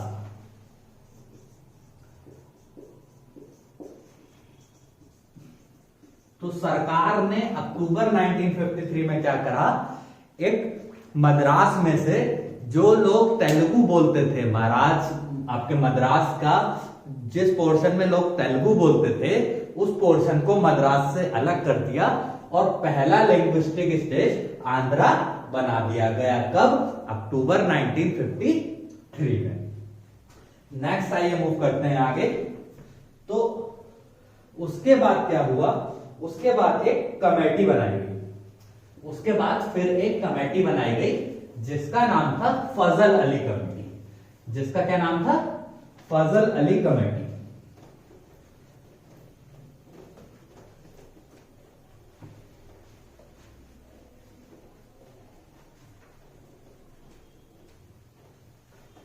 आपका फजल अली कमेटी बनाई गई। तो फजल अली कमेटी कब बनाई गई? तो फजल अली कमेटी बनी आपकी दिसंबर 1953। दिसंबर 1953 में एक फजल अली कमीशन बनाया गया। फजल अली कमीशन। इसमें 3 मेंबर थे। एक तो आपके चेयरमैन थे इसके फजल अली, दूसरे मेंबर थे आपके के.एम. पनिक्कर और तीसरे मेंबर थे एच.एन. कुंजरू। ठीक है, ये 3 मेंबर थे। तो फजल अली कमीशन बनाया गया फिर कि भाई अब आप एक बार देखिए और रिकमेंडेशन दीजिए कि भाषा के आधार पर स्टेट्स का विभाजन करना चाहिए कि नहीं करना चाहिए। ठीक है, इन्होंने अपनी रिपोर्ट सबमिट करी सितंबर 1955 में और इन्होंने एक्सेप्ट करा to reorganise states on linguistic basis, के भाषा के आधार पर हमको राज्य का विभाजन करना चाहिए। बट साथ ही इन्होंने क्या कहा, but they rejected one language one state, के हर भाषा की एक स्टेट बननी चाहिए, ऐसा नहीं होना चाहिए। ठीक है, ऐसे तो हमारे देश में आज जैसे 22 जो है कॉन्स्टिट्यूशन के अंदर भाषाएं हैं, पर इसके अलावा भी बहुत सारी ऐसी लोकल लैंग्वेजेस हैं। यदि ऐसा हम कर देंगे तो हमको अराउंड 100-150 राज्य हमें अपने देश के अंदर बनाना पड़ेगा। तो उन्होंने क्या कहा कि हाँ, हमें लिंग्विस्टिक बेसिस पे राज्य बनाने चाहिए, पर एक लैंग्वेज एक स्टेट का कॉन्सेप्ट नहीं फॉलो करना चाहिए। ठीक है, इनकी बात को माना गया और इन्होंने रिकमेंड करा कि गवर्नमेंट को 16 स्टेट और 3 यूटी बनानी चाहिए। ठीक है, इनको फजल अली कमीशन को और क्या बोला गया, तो फजल अली कमीशन को स्टेट रीऑर्गेनाइजेशन कमीशन भी बोला था। क्यों बोला गया, आपको अभी समझ में आएगा। स्टेट रीऑर्गेनाइजेशन कमीशन भी बोला गया। ऐसा क्यों बोला गया, तो इन्होंने इनकी जो रिकमेंडेशंस थी वो गवर्नमेंट ने एक्सेप्ट करी।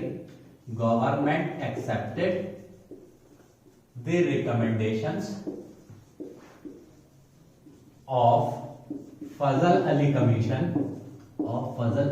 Commission and made 14 states and 6 UT.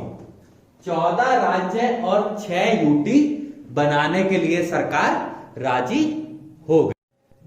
तो फाइनली जब गवर्नमेंट फजल अली कमीशन के रिकमेंडेशंस पर 14 स्टेट्स और 6 यूटी बनाने के लिए मान गई, राजी हो गई, तो गवर्नमेंट ने क्या करा, गवर्नमेंट ने 1956 में 7th कॉन्स्टिट्यूशनल अमेंडमेंट करा।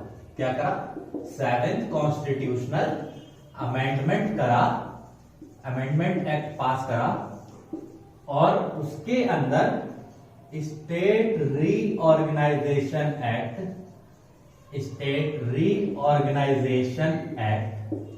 ऑफ 1956 पास करा, और इसके तहत या इसके अंडर 14 स्टेट्स एंड 6 यूटी बना दी। तो क्या हुआ, आपने समझा कि फजल अली कमीशन बना आपका कब, 1953 में। किस काम के लिए, कि लैंग्वेज के बेसिस पे स्टेट्स को डिवाइड करना चाहिए या नहीं करना चाहिए। तो इन्होंने रिकमेंड करा कि ठीक है, हमको स्टेट्स के बेसिस पे, लैंग्वेज के बेसिस पे स्टेट्स को रीऑर्गेनाइज या डिवाइड करना चाहिए, बट एक लैंग्वेज एक स्टेट के बेसिस नहीं होना चाहिए। तो वो किस चीज के बेसिस पे होनी चाहिए, तो मैंने आपको बताया था कि एडमिनिस्ट्रेटिव कन्वीनियंस भी हो, वहां का स्टेट्स का कल्चर जो है वो प्रोटेक्ट रहे। यदि ऐसा होता कि एक लैंग्वेज एक उसके आधार पर कर देते, तो आपको मैंने बताया था कि हमारे देश में तो बहुत सारी लैंग्वेजेस हैं ऐसे करके, बट कॉन्स्टिट्यूशन के अंदर अभी 22 लैंग्वेजेस हैं। तो फिर क्या हुआ, ये जो 14 स्टेट्स और 6 यूटी बनी थी, तो इसमें से 6 जो यूटी थी, थोड़ा सा उन पे ध्यान दीजिए, थोड़ा सा इनके नाम याद रखिएगा, क्योंकि यही यूटीज कुछ आगे चल के अभी स्टेट्स में कन्वर्ट होंगी। ठीक है, तो कौन कौन सी थी आपकी, तो एक तो आपकी दिल्ली थी, अंडमान थी, अंडमान एंड निकोबार, आपका हिमाचल था, हिमाचल प्रदेश था एक, और मणिपुर थी आपकी, मणिपुर एक यूटी थी, त्रिपुरा एक यूटी थी आपकी, एक त्रिपुरा यूटी थी, 3, 2, 5, 6, छठी थी आपकी लक्कादीप मिनिकॉय, लक्कादीप अमनदीवी मिनिकॉय, अमनदीवी मिनिकॉय। तो ये आपकी कुछ 6 यूटीज भी बनी थी। ठीक है, अब जैसे कि मैंने आपको बताया भाई, डिमांड तो डिमांड थी, अब आपने एक को दिया था तो सबको देना पड़ता। तो फिर फाइनली लैंग्वेज के बेसिस पे ये हमारा नया स्टेट्स का, हमारा इंडियन मैप को एक नया स्टेट्स उसमें ऑर्गेनाइज की गई। पहले जो मैंने आपको बताया था, ब्रिटिशर्स जो हमें 4 फोल्ड सिस्टम देके गए थे, ABCD वाला, जिसमें A जो थी वो आपकी गवर्नर प्रोविंसेस थी, बी में प्रिंसली स्टेट्स थी। ठीक है, तो अब ऐसे करके इंडिया के अंदर 1956 से 1 नवंबर 1956, 1 नवंबर 1956 को ये आपके 14 स्टेट्स और 6 यूटी इंडियन गवर्नमेंट ने बना दिए। ओके, नेक्स्ट आइए मूव करते हैं अब आगे। तो आगे हुआ, अब क्या हुआ यहां तक समझिए कि 1 नवंबर 1956 के बाद से इंडिया क्या हो गया, इंडिया एक ऐसा देश हो गया जिसके अंदर 14 स्टेट्स और 6 यूटी होने वाली थी। बट कुछ आगे, जैसे कि आज आपको करंटली पता है 28 स्टेट्स हैं, ठीक है, आपकी 9 यूनियन टेरिटरीज हैं। तो ऐसे करके ये 28 कैसे हुई, तो एक एक करके कुछ बनाई, कुछ तोड़ी, कुछ नया बनाया। ओके, तो ऐसे करके हुई। तो अब हमको ये पढ़ना है, अब हमको ये पढ़ना है कि 14 से हम 28 कैसे हुए। ठीक है, तो आइए कंटिन्यू करते हैं अब आगे।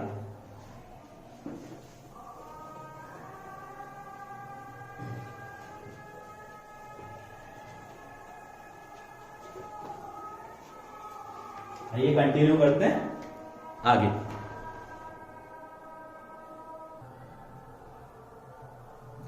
तो अब हमें देखना है कि हम 14 से 28 कैसे हुए। तो मैंने क्या बताया आपको, 1 नवंबर 1956 तक इंडिया में क्या था, तो इंडिया में 14 स्टेट्स थे आपके और 6 यूटीज थे। 6 क्या थे, यूटी।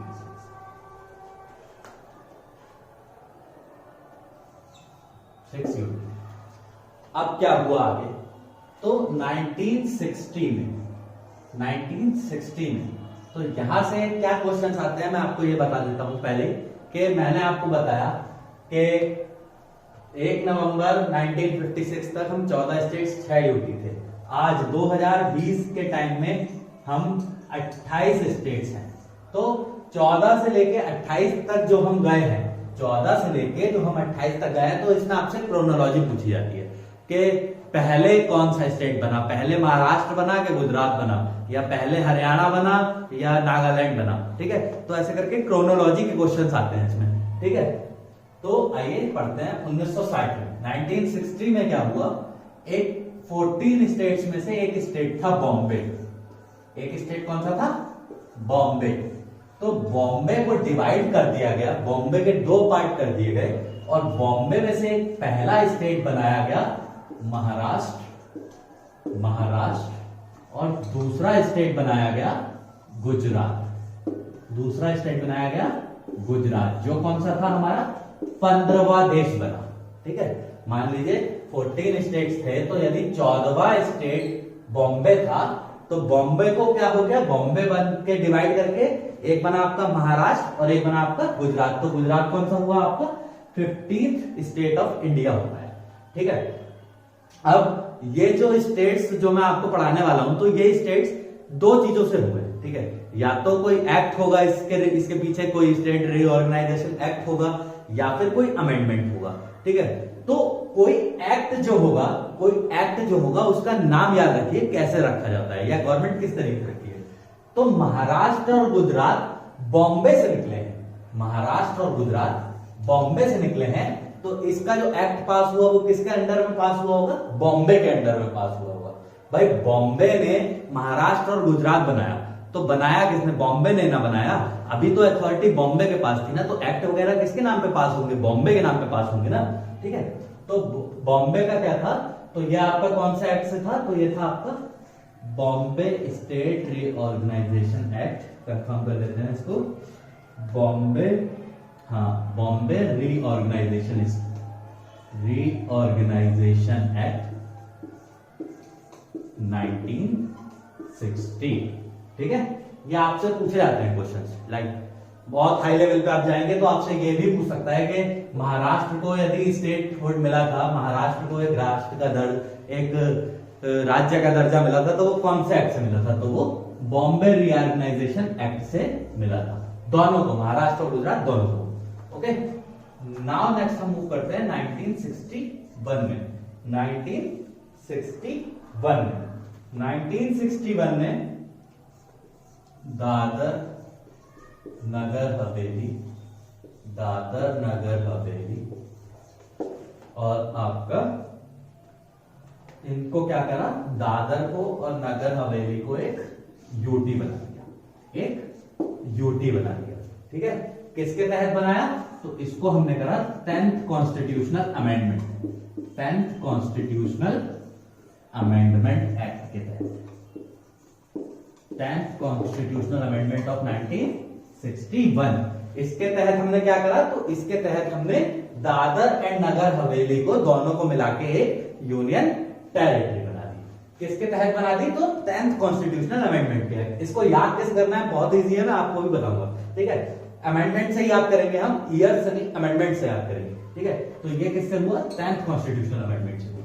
अगेन 1961, अगेन 1961 नहीं 1962 सॉरी 1962 में क्या हुआ, तो 1962 में गोवा, गोवा, दमन and Diu, Daman and Diu को एक यूटी बना दिया, एक यूटी बना दिया।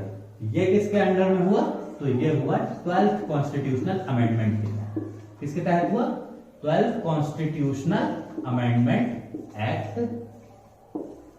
ऑफ 1962। क्या हुआ, 1960 में बॉम्बे जो एक स्टेट था उसको डिवाइड करके, उसको डिवाइड करके महाराष्ट्र और गुजरात बनाया। 1961 में दादर एंड नगर हवेली को एक यूटी बनाया, किसके तहत, 10th कॉन्स्टिट्यूशनल अमेंडमेंट के तहत। 1962 में गोवा, दमन एंड दीव को एक यूटी बनाया, काहे से, 12th कॉन्स्टिट्यूशनल अमेंडमेंट एक्ट से। Okay, 12th constitutional amendment act से 10-12। अब हम चलते हैं फिर से, अब आएगा आपका 1962। 1962 में आया आपका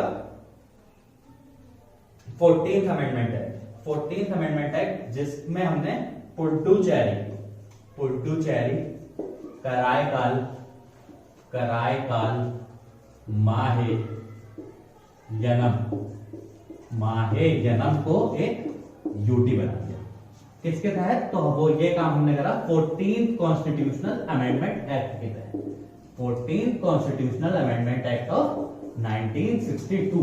एक ही साल में दो अमेंडमेंट एक्ट आए। ठीक है, पहले से हमने क्या करा, गोवा, दमन एंड दीव को एक यूटी बना दिया। फिर नेक्स्ट वाले से हमने 14th कॉन्स्टिट्यूशनल अमेंडमेंट से एक्ट से क्या करा, तो पुडुचेरी, कराईकाल, माहे गनम को एक यूटी बना दिया। जब 1956 में नया रीऑर्गेनाइजेशन, स्टेट रीऑर्गेनाइजेशन एक्ट आया था, तो कितनी यूटी थी, 6 यूटी थी, और स्टेट्स कितनी थी, 14। 1962 तक आते आते कितनी स्टेट्स हो गई, तो स्टेट्स हो गई 15। एक गुजरात नया स्टेट जुड़ गया। और कितनी यूटीज और जुड़ गई, तो पहले दादर एंड नगर हवेली एक यूटी बनी, फिर गोवा, दमन एंड दीव एक यूटी बनी, फिर पुडुचेरी, कराईकाल, माहे यमन एक यूटी बनी। तो मतलब 3 यूटीज और बढ़ गई, मतलब 3 यूटीज और बढ़ गई। अभी 1962 तक कितनी हो गई, 15 स्टेट हो गए इंडिया के अंदर में, और 9 यूटीज हो गए। ठीक है, नेक्स्ट मूव करते हैं 1963 में। 1963 में नागालैंड को एक स्टेट बनाया गया, नागालैंड को एक स्टेट बनाया गया। कहां से निकाल के, तो आसाम से निकाल के। ठीक है, स्टेट आउट ऑफ आसाम। ठीक है, क्या हुआ, थोड़ा सा मैं एक यहां पे मैप बनाता हूं, इस पे थोड़ा सा कंसंट्रेट करते हैं।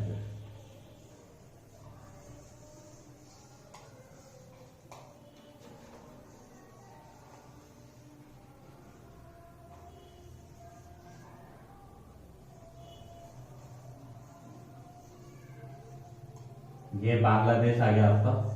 ठीक है, तो जब कॉन्स्टिट्यूशन कह रहा हूं 1956 तक जब हमने 14 स्टेट्स बनाई थी, तो उसमें हमने यहां पे आसाम था, यहां पे आसाम था, और ये आपका त्रिपुरा था, ये आपका त्रिपुरा था, और क्या बनाया हमने, तो इधर की एक और यूटी थी आपकी त्रिपुरा, मणिपुर, मणिपुर एक आपकी यूटी यहां समझ लीजिए, यहां थी मणिपुर। यहाँ क्या थी, मणिपुर। 1956 में जब इंडिया का मैप जो था वो कुछ ऐसा था, ठीक है, कि आसाम पूरा ये था, इतना बड़ा पोर्शन ये पूरा आसाम था, ठीक है, और ये आपका मणिपुर था, ये त्रिपुरा था। तो क्या हुआ 1963 में नागालैंड, आसाम में से हमने एक स्टेट बनाई नागालैंड, आसाम में से हमने एक स्टेट बना दी नागालैंड। मान लीजिए हमने यहां बना दिया नागालैंड, यहां बना दिया हमने नागालैंड, ठीक है। अब चलिए आगे बढ़ते हैं। तो नेक्स्ट आता है आपका 1966 में आता है, 1966 में। तो 1966 में क्या हुआ, पंजाब को डिवाइड कर दिया गया आपका, पंजाब को डिवाइड कर दिया गया, और पंजाब को डिवाइड करके, पंजाब जो एक ऑलरेडी 14 स्टेट्स में एक स्टेट था पंजाब, उसको डिवाइड कर दिया गया और उसमें से एक स्टेट हरियाणा बनाया गया, एक स्टेट हरियाणा बनाया गया। तो हरियाणा कौन सा स्टेट हो गया आपका, नागालैंड कौन सा स्टेट हो गया था, तो नागालैंड हो गया था 16th स्टेट, हरियाणा कौन सा स्टेट हो गया, तो हरियाणा हो गया 17th स्टेट। पंजाब को डिवाइड करा 1966 में, उसमें से एक स्टेट बनाया हरियाणा, प्लस एक यूटी बनाई चंडीगढ़, प्लस चंडीगढ़ को एक यूटी बना दिया गया, प्लस चंडीगढ़ को एक यूटी बना दिया गया। तो अब ये कौन सा एक्ट के तहत होगा भाई, पंजाब में से निकल के बनाया है, तो कौन सा होगा, Punjab reorganisation act, Punjab reorganisation act of 1966, ठीक है। 1966 में क्या हुआ, पंजाब को, जो पंजाब एक ऑलरेडी पहले से स्टेट्स था जब 14 बने थे, तो पंजाब को तोड़ के, पंजाब के टुकड़े करके उसमें से एक नई स्टेट हरियाणा बना दी गई और एक चंडीगढ़ को यूटी बना दिया गया। अब कितने हो गए, तो हरियाणा हो गया 17th स्टेट और यूटी हो गई आपकी 10, ठीक है। नेक्स्ट हम आगे मूव करते हैं। तो नेक्स्ट हम चलते हैं 1971 में। 1971 में क्या हुआ, तो 1971 में ये जो आपको मैंने एक नीचे लिस्ट लिखवाई थी अभी के कौन कौन सी 6 यूटीज थी, तो उसमें मैंने आपको बताया था कि हिमाचल प्रदेश एक यूटी थी। तो क्या हुआ इसमें, हिमाचल प्रदेश जो एक यूटी थी उसको एक स्टेट बना दिया गया, उसको एक स्टेट बना दिया गया। तो ये कौन सी स्टेट हो गई, 18th स्टेट हो गई। क्या करा इन्होंने, हिमाचल प्रदेश को एक स्टेट बना दिया, ठीक है। नेक्स्ट आगे मूव करते हैं 1972 में। तो 1972 में जो आपकी 2 यूटी थी, इधर आसाम वाले साइड पे एक आपकी ये एरिया जो कि था त्रिपुरा, और आपका ये एरिया जो कि था मणिपुर, ये 2 यूटियां, ये 2 यूटी त्रिपुरा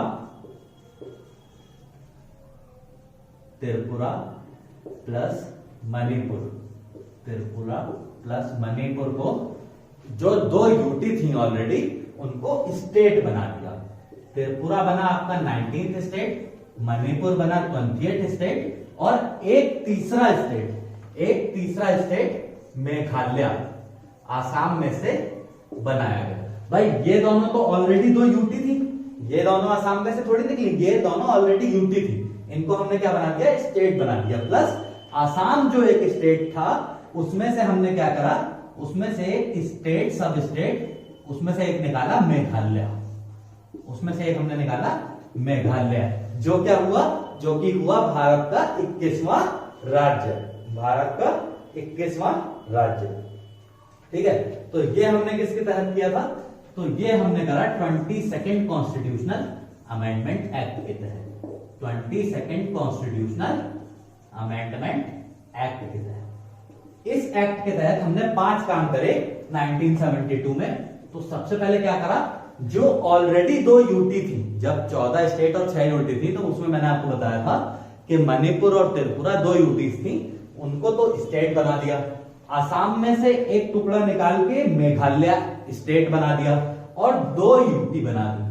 2 यूटी कौन कौन सी, तो एक ऐसे करके यहां, सॉरी ये मेघालय मैंने यहां बना दिया, मेघालय यहां होगा आपका, ठीक है। तो एक 2 यूटी एक ऐसे करके ऊपर अरुणाचल प्रदेश, क्या बनाया, अरुणाचल प्रदेश, अरुणाचल प्रदेश और मिजोरम, अरुणाचल प्रदेश और मिजोरम, मिजोरम, इनको क्या बना दिया, यूटी बना दिया, इनको क्या बना दिया, यूटी बना दिया। ठीक है, क्या करा 22वें कॉन्स्टिट्यूशनल अमेंडमेंट एक्ट से हमने क्या करा, जो ऑलरेडी दो यूटी थी मणिपुर और त्रिपुरा, उनको हमने स्टेट बना दिया। ठीक है, प्लस आसाम में से एक टुकड़ा निकाला, उसको हमने मेघालय, ये रहा मेघालय, इसको भी हमने स्टेट बना दिया। प्लस आसाम के 3 टुकड़े हुए, हमारी आसाम के इसमें 3 टुकड़े हुए, एक मेघालय बनाया, एक आपका अरुणाचल प्रदेश, ये आपका अरुणाचल प्रदेश, इसको क्या करा, इसको यूटी बना दिया। ठीक है, यूनियन टेरिटरी बना दिया। प्लस आपका मिजोरम, प्लस आपका ये है मिजोरम। ठीक है, मिजोरम को क्या करा इन्होंने, यूटी बना दिया। ठीक है, यहां तक समझ में आया। आइए आगे मूव करते हैं।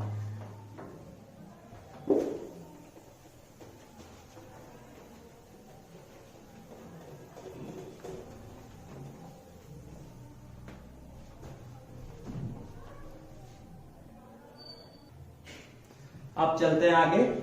1972 में 22nd कॉन्स्टिट्यूशनल अमेंडमेंट में क्या हुआ, 5 चीजें हुई, मैंने आपको बताया। पहला, जो ऑलरेडी 2 यूटी थी त्रिपुरा और मणिपुर, उनको स्टेट्स बना दिया। आसाम में से एक मेघालय निकाल के उसको स्टेट बना दिया, और आसाम में से 2 पार्ट, एक आपका अरुणाचल प्रदेश और मिजोरम को 2 आपका एक यूटी बना दिया। ठीक है, तो 1972 के बाद डायरेक्ट चलते हैं 1975 में। 1975 में क्या हुआ, 35th constitutional amendment, 35th constitutional amendment act के तहत हमने सिक्किम को स्टेट बना दिया। सिक्किम को हमने क्या बना दिया, स्टेट बना दिया। ठीक है, 36th कॉन्स्टिट्यूशनल अमेंडमेंट से हमने क्या करा, सिक्किम को एक फुल फ्लैज स्टेट बना दिया, पूर्ण रूप राज्य बना दिया। अब ये पूर्ण रूप वाला कॉन्सेप्ट क्यों आया, तो सिक्किम के पीछे एक स्टोरी है, वो सुनिएगा पहले। तो क्या हुआ, 1947 में जब इंडिया इंडिपेंडेंट हुआ, तब तक 1947 तक, अप टू 1947 तक सिक्किम जो था, सिक्किम एक आपका प्रिंसली स्टेट हुआ करता था। सिक्किम क्या हुआ करता था, तो सिक्किम आपका एक प्रिंसली स्टेट हुआ करता था। ठीक है, प्रिंसली स्टेट हुआ करता था, किसके अंडर में, तो यहाँ के राजा था चोग्याल डायनेस्टी के अंदर आता था। ठीक है, यहाँ कौन था किंग, तो यहाँ के किंग थे चोग्याल। ठीक है, अप टू 1947 सिक्किम जो था वो एक प्रिंसली स्टेट था। 1947 के बाद 1974 तक सिक्किम जो था वो इंडिया का प्रोटेक्टोरेट था। अब ये प्रोटेक्टोरेट क्या होता था, तो प्रोटेक्टोरेट मतलब एक ऐसी टेरिटरी थी जिसका इंडिया कुछ काम देखता था, लाइक डिफेंस देखता था, सिक्योरिटी देखता था। एक सेकंड में बताता हूं 3 चीजें वो क्या थी, तो डिफेंस, एक्सटर्नल अफेयर और कम्युनिकेशन। डिफेंस, एक्सटर्नल अफेयर और कम्युनिकेशन, ये सब इंडिया देखता था 1974 तक। तो वहां के जो लोग थे, जो नेटिव्स थे सिक्किम के, उन्होंने इच्छा जताई कि हमको इंडिया का एक इंटीग्रल पार्ट बनाइए, एक पूर्ण तरीके से हमारे सिक्किम को इंडिया का पार्ट बनाइए। ठीक है, तो 1974 में 35th अमेंडमेंट एक्ट के तहत सिक्किम को एसोसिएट का स्टेट दिया गया। सिक्किम को एक एसोसिएट स्टेट का दर्जा दिया गया। एसोसिएट स्टेट मतलब एक पूर्ण राज्य का दर्जा नहीं दिया गया, कुछ टर्म्स एंड कंडीशंस उनके ऊपर लगाई गई कि आप इनको इन टर्म्स एंड कंडीशंस को फुलफिल करोगे तब आपको कभी जाके हम स्टेटहुड का दर्जा देंगे। ठीक है, क्या हुआ कि 1947 तक सिक्किम जो था वो चोग्याल डायनेस्टी के अंदर आता था।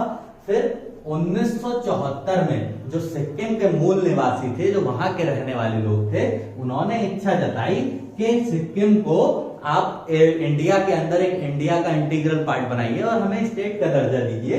तो 35वें कॉन्स्टिट्यूशनल अमेंडमेंट एक्ट ऑफ 1974 से सिक्किम को क्या बना दिया हमने, एसोसिएट स्टेट बना दिया। सिक्किम को हमने क्या बना दिया, एक एसोसिएट स्टेट बना दिया। फिर इसके बाद क्या हुआ, इसके बाद लोगों पीपल्स जो थे are not satisfied, associate state का दर्जा मिलने से लोग खुश नहीं थे। उन्होंने फिर अपनी डिजायर, अपनी इच्छा जताई कि हमको एक पूरा स्टेटहुड का दर्जा दिया जाए। तो सरकार ने क्या करा, फिर सरकार ने 1975 में 35वां कॉन्स्टिट्यूशनल अमेंडमेंट एक्ट करा और सिक्किम को एक फुल फ्लैज स्टेट बनाया। सिक्किम को क्या बनाया, एक फुल फ्लैज स्टेट बनाया। तो सिक्किम कौन सा हो गया, सिक्किम हो गया आपका 22वां राज्य। सिक्किम क्या हो गया हमारा, 22वां राज्य। अब 1975 के बाद चलते हैं हम 1987। तो 1987 में, जो 1972 में हमने आसाम से निकाल के 2 यूटी बनाई थी। आसाम से निकाल के मिजोरम और अरुणाचल प्रदेश को यूटी बनाया था। 1987 में हमने क्या करा, तो मिजोरम को, जो मिजोरम को यूटी थी, उसको एक स्टेट बना दिया, उसको एक स्टेट बना दिया। प्लस अरुणाचल प्रदेश जो एक यूटी बनाई थी, उसको भी स्टेट बना दिया। प्लस क्या करा, जो हमने 1962 में गोवा, दमन एंड दीव को, 1962 में जो हमने गोवा, दमन और दीव को यूटी बनाया था, तो उसमें से गोवा को हटा दिया, उसमें से गोवा को निकाल दिया और गोवा को भी एक स्टेट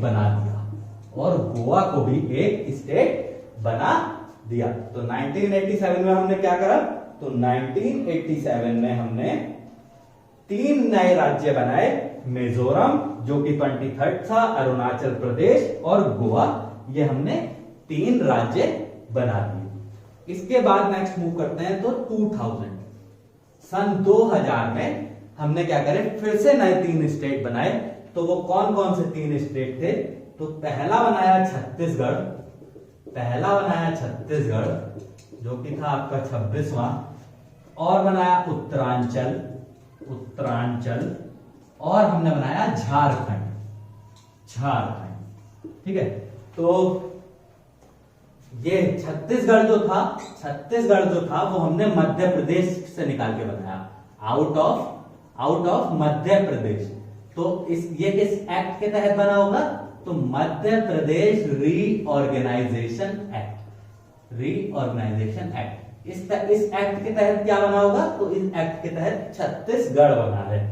उत्तरांचल हमने किससे निकाला, तो उत्तरांचल को हमने यूपी में से निकाला, ठीक है, उत्तरांचल को हमने यूपी में से निकाला।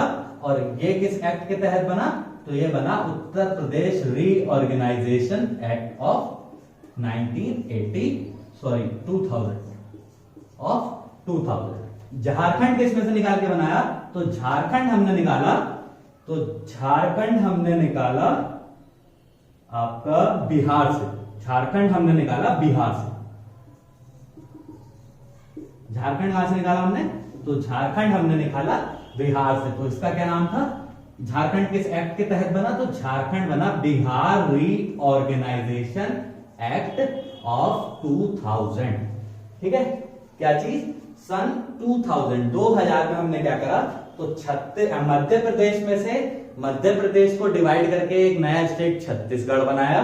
ठीक है, उत्तर प्रदेश में से काट के थोड़ा सा हिस्सा आपका उत्तरांचल बनाया, और बिहार में से काट के हमने टुकड़ा करके एक स्टेट झारखंड बनाया। तो हम कितने पे पहुंच गए यार, 28 पे पहुंच गए। कितने पे पहुंच गए, 28 पे पहुंच गए। ठीक है, नेक्स्ट आइए मूव करते हैं। तो नेक्स्ट हमने क्या करा, 2014।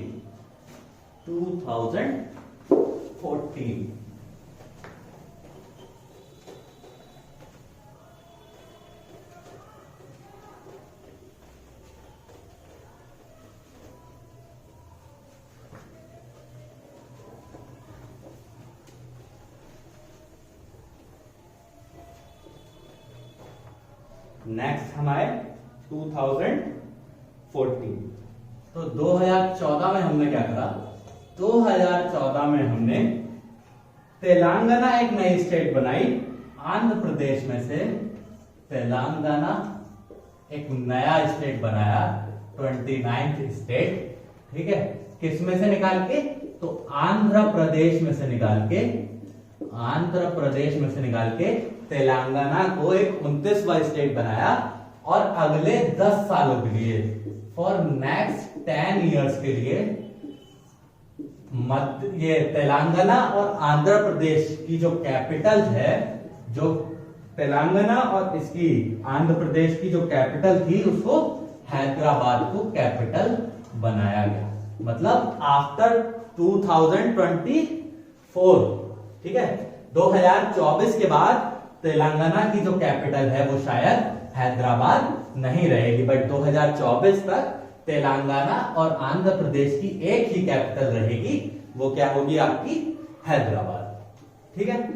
इसके बाद एक और देख लीजिए, मैंने आपको बताया कि आज हम 28 हैं, तो अब 29 से 28 कैसे हुए, तो इसमें एक और जुड़ता है आपका, वो है 31 अक्टूबर 2019 को हमने जम्मू एंड कश्मीर जो ओरिजिनली जब 1956 में जो 14 स्टेट्स बने थे, तो उसमें जो एक जम्मू एंड कश्मीर एक स्टेट था, उसको हमने बाइफरकेट कर दिया, डिवाइड कर दिया और 2 यूटी बना दी। एक जम्मू एंड कश्मीर को एक यूटी बना दी और लद्दाख को दूसरी यूटी बना दी, ठीक है।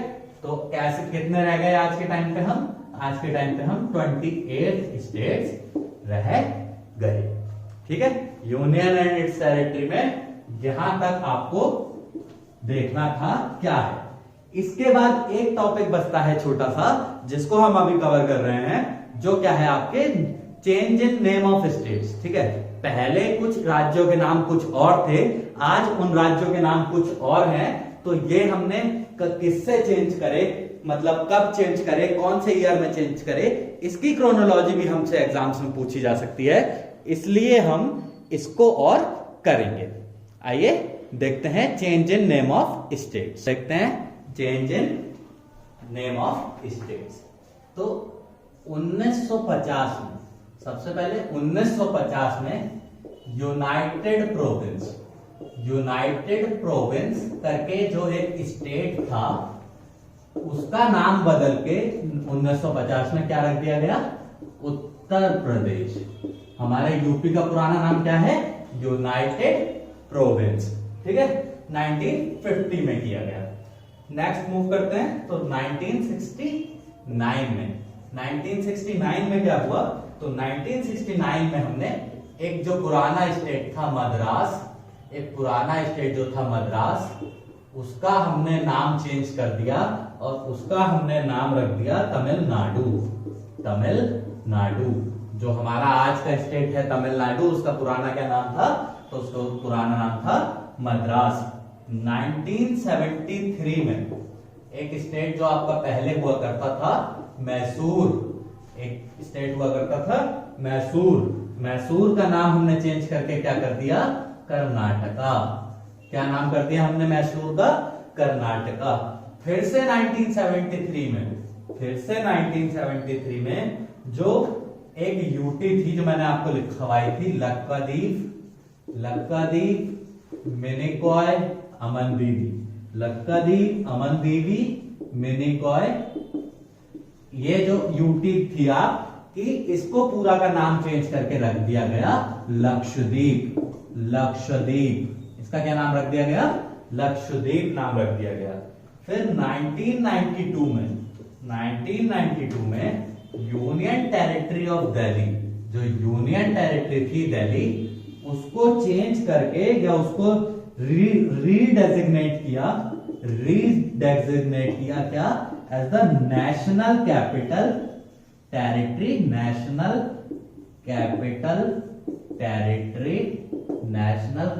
Territory of Delhi. जो यूटी ऑफ दिल्ली, जो यूनियन टेरिटरी थी दिल्ली को, उसको रीडेजिग्नेट किया गया कैसे, as the national capital territory of Delhi. कौन से अमेंडमेंट एक्ट से, तो ये हुआ था 69th कॉन्स्टिट्यूशनल अमेंडमेंट एक्ट से। नेशनल कैपिटल ऑफ दिल्ली कब बनी थी? तो 69th constitutional amendment act of 1992। ठीक है, नेक्स्ट हम मूव करते हैं तो 2006 में